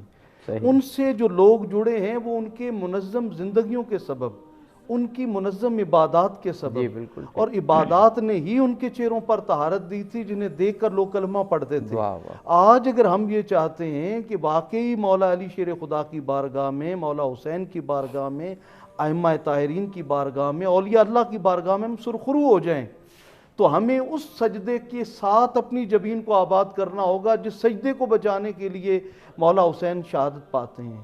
ہمیں اس منبر کے تقدس کو، اب جیسے کل ہم نے مولا علی شیر خدا کی وصیت جب پڑھی تو اس میں آپ فرماتے ہیں کہ مسجدوں کے معاملے میں اللہ سے ڈرنا، انہیں کبھی بے آباد نہ ہونے دینا، جس دن یہ بے آباد ہو گئیں اللہ کا عذاب تم پر اترے گا، کبھی خالی نہ رہنے دینا، یعنی کسی صورت خالی نہ رہنے دیں، ان کو بے آباد نہ ہونے دیں۔ اب ایس او پیز گورنمنٹ نے بنائے یا ہمارے ہیلتھ والوں نے بنائے، وہ یقیناً ہے تو ساری قوم کی صحت کے لیے، اور یہ صرف پاکستان پر نہیں ہے، یہ پوری دنیا کے اندر اس پہ عمل کیا جا رہا ہے، اور ان کے ہوتے ہوئے آپ خریداری بھی کر سکتے ہیں، آپ عبادات بھی کر سکتے ہیں۔ اب اس کے اندر آپ اگر گورنمنٹ آپ اپنی خلط ملط کر دیں گے، پورے سسٹم کو بد نظمی کا مظاہرہ کریں گے، تو آپ صرف اپنے اوپر تنقید کا موقع نہیں دیں گے، آپ پورے اسلام کے اوپر تنقید کا موقع دیں گے۔ اس لیے میں یہ سمجھتا ہوں کہ ہمارے مذہبی طبقے کے اوپر اس لیے بھی ذمہ داری بڑھ جاتی ہے کہ اسلام دین امن بھی ہے اور دین سلامتی بھی ہے۔ اسلام نکلا ہی سالامہ سے ہے جس کا معنی ہے سلامتی، جو تمام انسانیت کو سلامتی دے، چاہے اس معاشرے کے اندر جانور بھی بستے ہیں، تمام مخلوقات کے لیے سراپا سلامتی بن جائے۔ اس لیے جو خود اپنے لیے خیر نہیں اکٹھی کر سکتا، خیر جمع نہیں کر سکتا، وہ دوسروں کو کیا خیر دے گا۔ اس لیے اس موقع پر یعنی آج کے دن میں جو اصل پیغام اور اصل میسج قوم تک جانا چاہیے وہ یہی ہے کہ ہیلتھ کے تمام قوانین، تمام ضابطے جو گورنمنٹ نے اور محکمہ ہیلتھ نے وضع کیے ہیں وہ ہماری صحت کے لیے، ہمیں انہیں فالو کرنا چاہیے، اپنے ایمان اور جذبات کو ساتھ لے کر چلتے ہوئے، کیونکہ اگر آپ یہ کہیں کہ مولا علی کے نام کا نعرہ یا جشن ختم ہو یا ان کے نام کی عزاداری ختم ہو تو یہ ناممکن ہے، صحیح بات ہے، لیکن اس کے اندر ہمیں ان ضابطوں کو ساتھ لے کر چلیں گے تاکہ ہماری جانیں بھی محفوظ ہوں۔ اور میں تو کہتا ہوں اس موقع کو فائدہ اٹھانا چاہیے اس موقع سے، اور ایک پوری قوم ایک آئندہ بھی ایک نظم و ضبط اور منظم انداز میں زندگی کی ساری سرگرمیاں کریں۔ جناب مولانا آپ کا بھی اس پہ بھی، اور دوسرا وقت ہمارے پاس 1-2 منٹ ہی ہے، پھر ہمیں وقت پر بھی جانا ہے کہ جو کچھ اس مہینے میں ہم حاصل کرتے ہیں اس کا ثمرہ نیکی بھی ہے، اس کا ثمرہ ایک نئی زندگی، کیونکہ اس کو سال کا پہلا دن کل کا قرار دیا گیا ہے۔ روایات میں نے یہ بھی پڑھا کہ اصل سال جو ہے وہ ہمارا کل سے شروع ہوگا، فرمائیے۔ جی میں بھی ابھی روایت پڑھ رہا تھا، امام جعفر صادق علیہ السلام کا فرمان ہے کہ اس شب قدر سے لے کر اگلے سال شب قدر، یہ سال کا آغاز یہاں سے ہوگا اور اس شب قدر تک جائے گا۔ یعنی یہ ذہن میں ہمیں رکھنا چاہیے کہ کل ہماری نئی زندگی کا آغاز ہوگا، تو نیا عزم ہو اور نیا جو ہے وہ حوصلہ اور نیا نظم و ضبط۔ یہ جو رات آ رہی ہے تو اس میں میں نے پہلے قرآن کے بارے میں کہا، تو آپ کے سوال کے جواب میں بھی یہی کہوں گا کہ آج رات اگر قرآن کے ساتھ آغاز کریں، اور امام جعفر صادق علیہ السلام کا فرمان ہے کہ آج رات سورہ دخان کی تلاوت، سورہ روم کی تلاوت، سورہ عنکبوت کی تلاوت، یہ 3 خاص، اور ہمارے بزرگان میں اور یہ آ رہی ہے سیرت مبارکہ کہ شب قدر میں 1000 مرتبہ سورہ قدر کی تلاوت، اور بہت بڑے فضائل رکھتی ہے، اور دنیا میں بھی آخرت میں بھی 1000 مرتبہ اگر کوئی کر سکے تو بہت بڑی فضیلت ہے۔ میں ایک اور جملہ آج رات کے حوالے سے کہہ دوں کہ 100 رکعت نماز اعمال کے حوالے سے، انشاءاللہ اگر بعد میں موقع دیں گے تو اعمال کے حوالے سے گفتگو کریں گے۔ آج کی رات 100 رکعت نماز بہت بڑی فضیلت رکھتی ہے، اور ہمارے اہل سنت کے برادران تراویح پڑھتے ہیں نا، وہ 20 رکعت ہماری بھی ہے ہر رات۔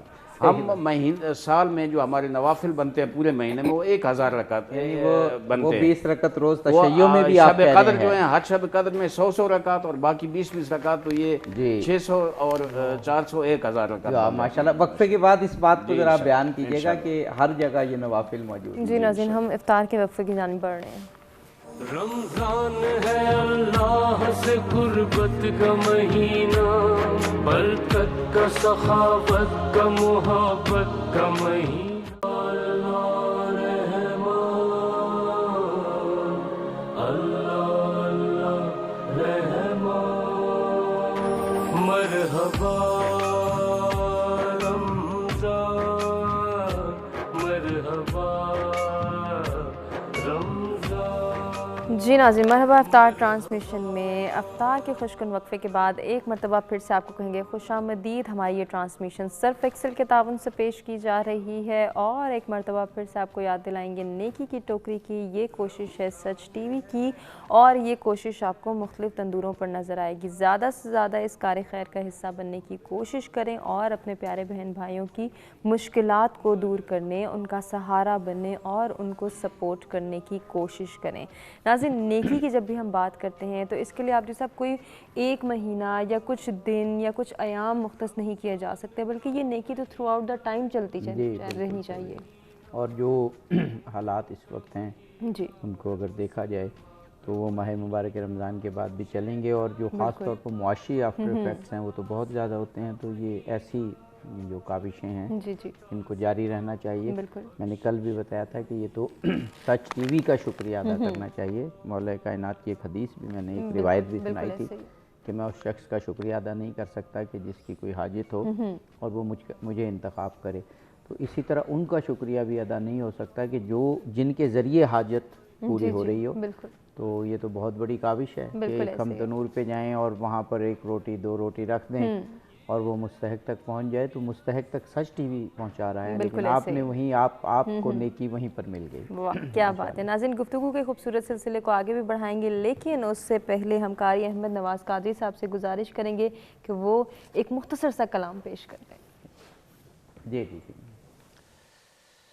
करीम रब दे करीम जानी नो सब तो प्यारा अली अली ओ बख्तां वाले ने लोग लोगो जिन्हां दा नारा अली अली करीम रब दे करीम जानी नो सब तू प्यारा अली अली ज़माने बर तू अमीर हाँ मैं अली दे दरदा फकीर हाँ मैं ज़माने बरदा अमीर हाँ मैं अली दे दरदा फकीर हाँ मैं हैदरी हाँ मैं हैदरी हाँ मेरा हवाला अली अली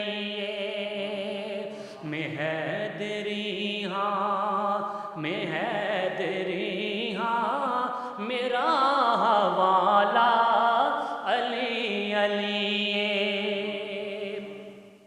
जे करना चाहता है तू इबादत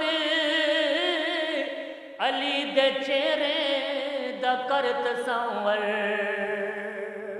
जे करना चाहता है तू इबादत अली दे चेहरे दा करत संवर सिरां दा काबा ए मक्के अंदर दिलां दा काबा अली अली सिरां दा काबा ए मक्के अंदर दिलां दा काबा अली अली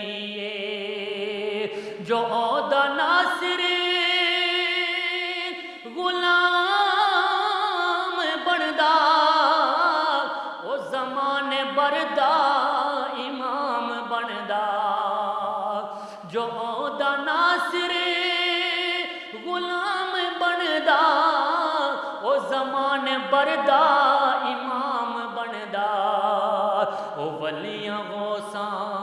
کلندراں دا ازل تو نعرہ علی علی او ولیاں غوثاں کلندراں دا ازل تو نعرہ علی علی او بختاں والے نے لوگ لوگو جنہاں دا نعرہ علی علی. سبحان اللہ سبحان اللہ. یہ مہما آپ ان کلاموں کے ایک اور پہلو بھی غور آپ نے فرمایا. ابھی کچھ دنوں پہلے 17 ماہ رمضان کو ہمارے ایک نعت خوان نے بابا بلے شاہ کا فارسی کلام پڑھا تھا نعت. آپ یہ دیکھیے کہ جب محمد و آل محمد کی یہ نعتیں منقبتیں اور فضائل اور صحابہ کرام کے فضائل جب یہ بیان ہوتے ہیں اشعار کی صورت میں تو پنجابی ہو فارسی ہو سندھی ہو اردو ہو ان زبانوں کا رشتہ آپس میں کتنا گہرا جڑ جاتا ہے کہ پنجابی بول رہے ہیں لیکن اردو والے سب سمجھ رہے ہیں. وہ بابا بلے شاہ کا کلام آپ حیران ہوں گی کہ میں نے فارسی کہا وہ پنجابی تھا, اس میں ایک لفظ تھا پنجابی کا جس سے ورنہ وہ آپ اسے فارسی کہیں اردو کہیں پنجابی کہیں اور سندھی بھی ہماری زبان. تو یہ زبانیں اور دیگر زبانیں بھی کوئی ہمارے ملک کی زبان رہنا چاہیے اس میں کوئی کلام ہو تو سب سمجھتے ہیں اور ان کا رشتہ جڑ جاتا ہے زبانوں کا. خدا کرے کہ محمد و آل محمد کی اس مدد سے ہم تمام مسلمانوں کا رشتہ بھی جڑ جائے اور ہم ایک طریقے سے سوچنے لگیں. خوبصورت بات ماشاءاللہ. تو ہم اب جناب مولانا حیدر علوی صاحب اس شب میں داخل ہو گئے ہیں. 1000 مہینوں سے افضل برابر نہیں افضل بلکہ خدا نے کہہ دیا تم کیا جانو تو بس پھر تو اس کی افضلیت ہم جان ہی نہیں سکتے. میں تینوں علماء کرام سے چاہوں گا 2-2 3-3 منٹ کا وقت ہے ہمارے پاس پہلے راؤنڈ میں, پھر انشاءاللہ شاید کچھ ہو کہ آج کی رات کرنا کیا چاہیے. 1 2 3 کر کے آپ تمام علماء ہمیں بتائیں تاکہ بس اب جانے کے بعد ہم وہ شروع کر دیں. دیکھیے ام المومنین حضرت عائشہ صدیقہ رضی اللہ عنہ سے نبی پاک نے فرمایا کہ عائشہ اگر تمہیں لیلۃ القدر میسر آ جائے تو یہ دعا مانگو اللہم انک عفو تحب العفو فاعف عنی. اے اللہ تو معاف کرنے والا ہے اور تو معاف کرنے کو پسند کرتا ہے, فاعف عنی پس تو مجھے بھی معاف کر. سبحان اللہ. نبی پاک نے اپنے کریم چچا حضرت عباس رضی اللہ عنہ کو فرمایا کہ چچا میں تمہیں 10 چیزیں ایسی نہ بتاؤں جو تمہارے لیے بہت فائدہ مند ہوں جس کا نفع دنیا اور آخرت دونوں میں آپ کو میسر آئے. تو آپ نے بڑے اشتیاق سے شوق سے عرض کیا کہ یا رسول اللہ مجھے ضرور بتائیں. فرمایا وہ عبادت جو میں بتانے جا رہا ہوں وہ ایسی ہے کہ ظاہر میں باطن میں چھپے ظاہر جو بھی جانتے ہوئے انجانے میں جو غلطیاں کوتاہیاں ہوئی ہیں ان سب کو اللہ تعالیٰ معاف کر دے گا. پھر نبی کریم صاحب الاولاق نے فرمایا کہ یہ جو میں عبادت بتانے جا رہا ہوں ہو سکے تو ہر روز پڑھو, ہر روز نہیں پڑھ سکتے تو ہر جمعے کو پڑھو, اگر ہر جمعے کو بھی میسر نہیں تو زندگی میں کم از کم ایک بار اسے ضرور پڑھ لینا تاکہ اللہ تعالیٰ آپ کے لیے بخشش کے دروازے کھول دے. اب اس کو صلاۃ التسبیح کہا جاتا ہے جس میں 300 بار تسبیحات ہیں سوائے قیام کے. باقی تمام ارکان جو ہم نماز میں ادا کرتے ہیں اس میں 10-10 بار وہ پڑھی جانے والی تسبیحات ہیں. فرمایا یہ وہ ایسی تسبیح ہے جو حضور نے اپنے چچا کو عطا کی اور ہمارے ہاں مساجد میں صلاۃ التسبیح کا اجتماعی بھی خواتین میں بھی مردوں میں بھی اس کا اہتمام ہوتا ہے. اور آج کی شب کثرت کے ساتھ جیسے ہمارے ہاں SOPs کا خیال کرتے ہوئے آپ مساجد میں پڑھ سکتے ہیں تو پڑھیں, وگرنہ تنہائی میں اگر آپ کو گھر میں وقت میسر آ رہا ہے تو یہ تو ہے ہی رات راز و نیاز کی. یہ تو رات اللہ تعالیٰ نے اپنی قرب کی بنائی ہے. اس کے اندر یہ اس کا انتظار نہ کریں کہ اجتماعی اعلان ہوگا تو ہم پڑھیں گے, نہیں. جب اجتماعات سے گورنمنٹ آپ کو روک رہی ہے تو آپ کوشش کریں کہ آپ اپنے گھروں کے اندر اپنے آپ کو محدود کریں, اور اعتکاف میں نہیں ہے تو رات بھر کا اعتکاف کر لیں. ایک لمحے کا اعتکاف کہا گیا کہ وہ حج اور عمرہ سے افضل ہے. اور یہاں یہ بھی بتا دوں کہ نفلی اعتکاف کے اندر مولا کائنات بیٹھے ہوئے ہیں اور ایک صدا دیتا ہے سائل سوالی, آپ اعتکاف سے باہر تشریف لے آتے ہیں اور اس کی مدد پوری کرنے چلے جاتے ہیں. لوگوں نے کہا آپ تو اعتکاف میں تھے, مولا کائنات فرماتے ہیں میں ایک سائل کی مدد کرنا 10 اعتکاف سے بھی زیادہ معتبر سمجھتا ہوں. یقین مانیے جب ہم اہل بیت اطہار کی اور پنجتن پاک کی طرف دیکھتے ہیں تو ہمیں یہ لگتا ہے کہ عبادت کے اندر بھی وہ مخلوق خدا سے غافل نہیں ہوتے ہیں. تو کوئی عبادت کی ایسی صورت ہمیں نہیں بنانی چاہیے جو انسانوں کے لیے نقصان دہ ہو. مطلب ایسا اجتماع, ایسی گیدرنگ جس سے ہمیں خدشہ ہو کہ لوگوں کی جان کو تکلیف پہنچ سکتی ہے ہم اس سے پرہیز کریں، لیکن اس رات کی جو فضیلت ہے اسے ہر حالت میں حاصل کریں، اور وہ تنہائی میں عبادت ہے۔ جی، اور ایک دفعہ پھر ہم یہ جیسے آپ نے بھی کہا کہ اگر ایس او پی واقعی فالو ہو رہی ہیں اور انتظامیہ ان کو فالو کرا سکتی ہے تو پھر جہاں جہاں جو اجتماع کرنا ہے وہ کیا جا سکتا ہے، لیکن ہے بہت بڑی بھاری ذمہ داری کہ جو ایس او پیز ہیں ان کو، یعنی بہت زیادہ انتظامیہ کو، انتظامیہ سے میری مراد جو اجتماع کروا رہے ہیں انتظامیہ کو، اور جو اجتماع کر رہے ہیں ان کو خیال رکھنا ہوگا۔ جی جی، کیونکہ وقت ہمارے صدر پاکستان نے مساجد کا وزٹ کیا، ہمیں بڑی خوشی ہے، کیونکہ مساجد کے متعلق ایک رائے تھی اور انہوں نے آ کر دیکھا کہ اکثر مساجد کے اندر ان ایس او پیز پہ عمل ہو رہا ہے، لیکن سبزی منڈی میں جائیں، آپ یوٹیلیٹی سٹور پہ جائیں، بینکوں کے باہر جائیں تو وہاں اس پہ کوئی عمل درآمد نہیں ہو رہا۔ آج چینل کے ذریعے یہ پیغام بھی حکام بالا تک اور ہماری جو مشنری جو نیچے انتظامیہ ہیں ان تک یہ پیغام پہنچانا چاہتے ہیں کہ ہم اگر مذہبی لوگ آپ کی باتوں کے اوپر فالو کر رہے ہیں تو عام انسانوں تک بھی آپ اس پہ عمل درآمد کروانے کے لیے جد و جہد ضرور کریں۔ تو بات یہ بھی ہوئی نا کہ یہ مذہب ہی ہے جو ہمیں سب سے زیادہ ڈسپلن کی طرف مائل کرتا ہے، مذہب ہے ہی ڈسپلن۔ آج کی رات کے حوالے سے کہ جی، بسم اللہ الرحمن الرحیم۔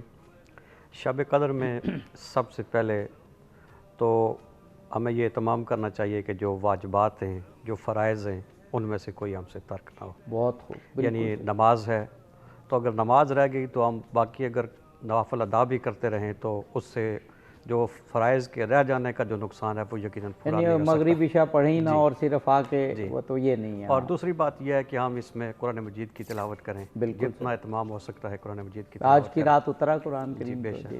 اور تیسرا یہ ہے کہ ہم اگر ہمارے کسی کے ساتھ معاملات ہیں، کسی کے ساتھ ہم نے زیادتی کی ہے، ہمارے تعلقات میں کسی کے ساتھ کوئی معاملہ ہے تو کوشش کریں کہ اپنے ان معاملات کو ٹھیک کرنے کی کوشش کریں۔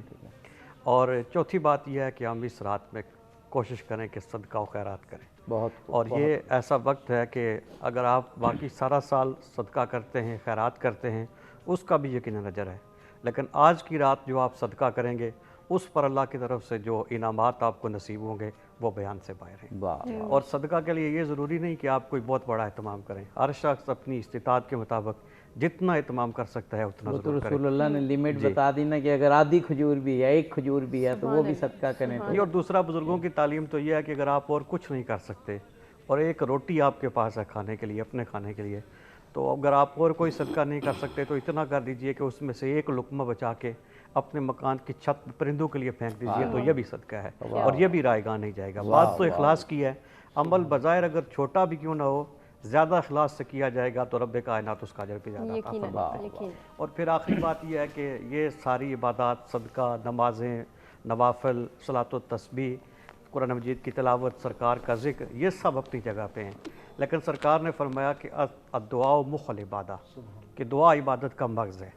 تو پھر اس رات ہمیں اللہ کریم کی بارگاہ میں جولی پھیلانی چاہیے اور رب کی بارگاہ سے مانگنا چاہیے، سوال کرنا چاہیے، اور ہر خیر رب کی بارگاہ سے طلب کرنی چاہیے، ہر خیر کا سوال کرنا چاہیے۔ اور ہم جب مانگتے ہیں تو اکثر اوقات ہم دعا کرتے ہوئے چھوٹی چھوٹی چیزیں مانگتے ہیں کہ ہمیں یہ چیز مل جائے، وہ چیز مل جائے، ہمیں نوکری مل جائے اور ہمیں صحت مل جائے، ان کی بھی اپنی اہمیت ہے، لیکن اپنی آخرت کی طرف بھی توجہ دینی چاہیے، اللہ کریم سے دین کی برکات مانگنی چاہیے اور رب کی بارگاہ سے تقوی کا سوال کرنا چاہیے، اور اس رات کی جو فیوضات ہیں ان سے نفع حاصل کرنے کے لیے انسان کو کوشش کرنی چاہیے کہ اس رات کا کوئی لمحہ ضائع نہ ہو اور غفلت میں نہ گزرے۔ بے شک جو آپ نے فرمایا، میں نے بھی ایک ختم مرتبت کی ایک روایت حدیث سنی کہ ان سے پوچھا گیا تو انہوں نے فرمایا صلی اللہ علیہ وآلہ وسلم کہ آج کی رات سب سے اہم دعا خیر و عافیت کی دعا مانگیں۔ یہ سب سے افضل دعا ہے کہ خیر و عافیت، وہ پھر ظاہر ہے اپنے لیے، اپنی ملت کے لیے، پوری دنیا کے لیے، اور پھر دنیا اور آخرت دونوں کے لیے خیر و عافیت۔ جناب مولانا آج کی رات کے اعمال حضور اکرم صلی اللہ علیہ وآلہ وسلم شب قدر کے حوالے سے لکھا ہے، اور میں نے جو روایت دیکھی ہے اس میں 23 کی رات کا خصوصاً لکھا ہے کہ 23 کی رات کو وہ اپنے خانوادہ کو لے کر، اپنی فیملی کو لے کر اکٹھے بیٹھتے تھے اور یہ تلقین کرتے تھے کہ آج کی رات سب سے بڑی عبادت احیاء ہے، سر رات جاگیں۔ اور یہ بھی روایت میں لکھا ہوا تھا کہ جناب فاطمہ الزہرا سلام اللہ علیہا ساتھ پانی رکھتی تھیں کہ اگر بچوں کو نیند آ جائے تو وہ ان کے چہروں پہ پانی کے چھینٹے ڈالتی تھیں تاکہ انہیں نیند نہ آئے. میرے خیال میں جب اہل بیت کے گھرانے میں یہ رات عبادت کی رات ہے، احیاء کی رات ہے، ہمیں بھی جاگنا چاہیے. سب سے پہلی چیز جو ہے وہ غسل کرنا ہے. شب قدر کا غسل بہت زیادہ اجر رکھتا ہے. اور اس کے بعد میں نے بتایا وہ 100 رکعت نماز. اور اس میں یہ بھی ہے، میں عزیزان بزرگان کو عرض کروں گا کہ ہماری قضا نمازیں زیادہ ہیں. غیر معصوم انسان قضا نمازیں وہی 100 رکعت اگر آپ، میرے خیال میں 6 دن کی قضا نمازیں 7 دن کی بنتی ہیں، اگر وہی ادا کر لیں آپ کو نوافل کا ثواب بھی مل جائے گا اور آپ کا فرض بھی ادا ہو جائے گا. اس کے علاوہ علامہ مجلسی رحمۃ اللہ علیہ نے اپنی کتاب میں حدیث نقل کی ہیں کہ 2 رکعت نماز ایک اور شب قدر پڑھنی ہے، جس میں پہلی رکعت میں الحمد کے بعد 7 مرتبہ سورہ اخلاص ہے، اور دوسری میں بھی اسی طرح الحمد کے بعد 7 مرتبہ سورہ اخلاص ہے، اور بعد میں 70 مرتبہ استغفار کرنی ہے، استغفر اللہ ربی و اتوب الیہ. اور روایت میں ہے کہ اگر آپ یہ پڑھیں گے وہاں سے جب اٹھیں گے تو آپ گناہوں سے ایسے پاک ہو جائیں گے جیسے ماں کے پیٹ سے بچہ متولد ہوتا ہے، ماشاءاللہ. اور اس کے علاوہ وہ جو عبادات ہیں وہ جو میں نے بتایا ہے 100 رکعت کا، اس میں حضور اکرم کا فرمان ہے کہ 100 رکعت پڑھو. اور جس وقت کسی نے کہا کہ اگر طاقت نہ رکھتا ہو، کمزوری ہو، کہا بیٹھ کر پڑھے. اگر کہا بیٹھ کر بھی نہیں پڑھ سکتا، فرمایا کہ سو کر پڑھے. کسی طریقے پڑھے. اتنی بڑی فضیلت ہے اس 100 رکعت کی کہ وہ لازمی پڑھے. اور امام صادق علیہ الصلوۃ والسلام نے فرمایا ہے کہ یہ جو شب جو احیاء کرے گا اس کے گناہ خواہ آسمان کے ستاروں کے برابر ہوں، یا پہاڑوں جیسے وزنی گناہ ہوں، یا سمندروں جتنے وسیع ہوں، وہ جب پڑھ چکے گا تو سب کچھ اس کے گناہ معاف ہو جائیں گے.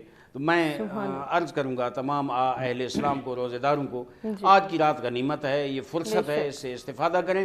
انشاءاللہ آج رات ہم جاگیں تاکہ صبح اٹھیں ہم گناہوں سے پاک و پاکیزہ ہوں اور نئی زندگی شروع کریں. سبحان اللہ، سبحان اللہ. بہت خوبصورت بات. اور ہمارے تینوں مہمانوں نے ہمیں جو ہے وہ بتا دیا عابدی صاحب کہ آج کی رات کو ہم نے کس طرح سے گزارنا ہے، کس طرح سے اس رات کے تمام اعمال ادا کرنے ہیں اور اس رات سے استفادہ کرنا ہے.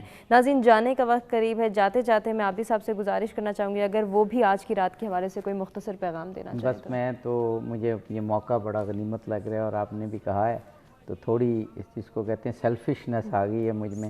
میں ناظرین سے کہوں گا کہ جو ہماری سچ ٹی وی کی ٹیم ہے، آپ ہیں، میں ہوں، یہ دیکھیں سامنے کتنے لوگ ہیں جو صرف یہیں پر کیمرے اور اس کو دیکھ رہے ہیں.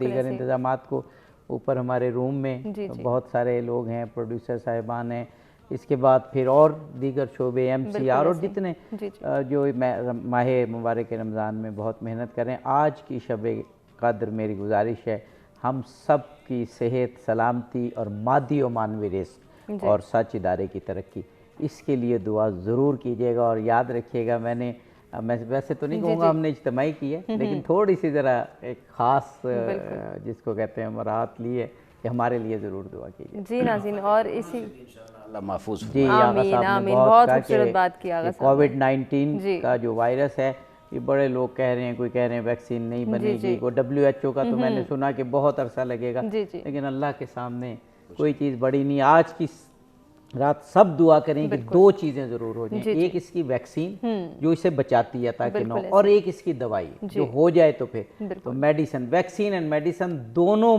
آج کی رات کے صدقے میں بڑی جلد بن جائے. بالکل ایسے ہی. ناظرین، اسی دعا کے ساتھ تمام مہمانوں کا شکریہ ادا کریں گے اور آپ سے اجازت لینا چاہیں گے. جاتے جاتے قاری احمد نواز قادری صاحب سے گزارش کہ وہ دعائیہ کلام پیش کریں. میرا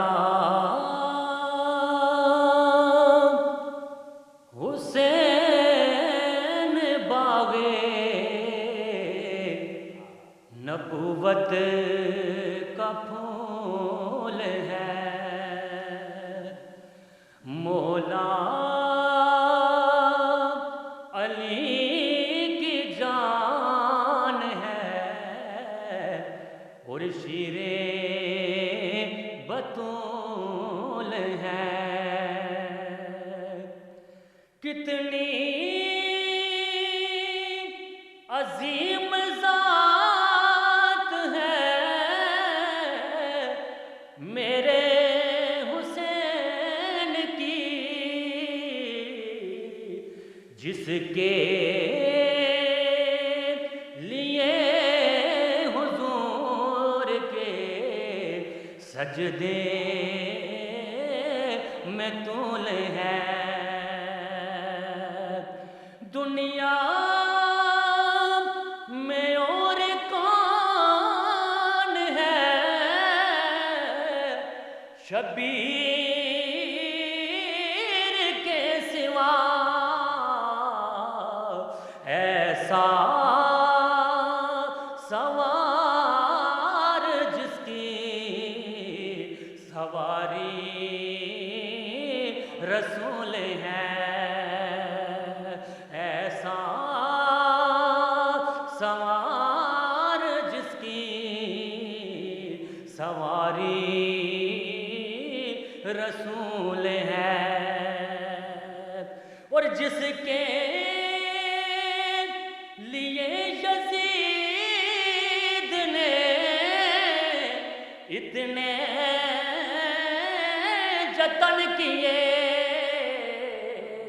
وہ تاج تو حسین کے قدموں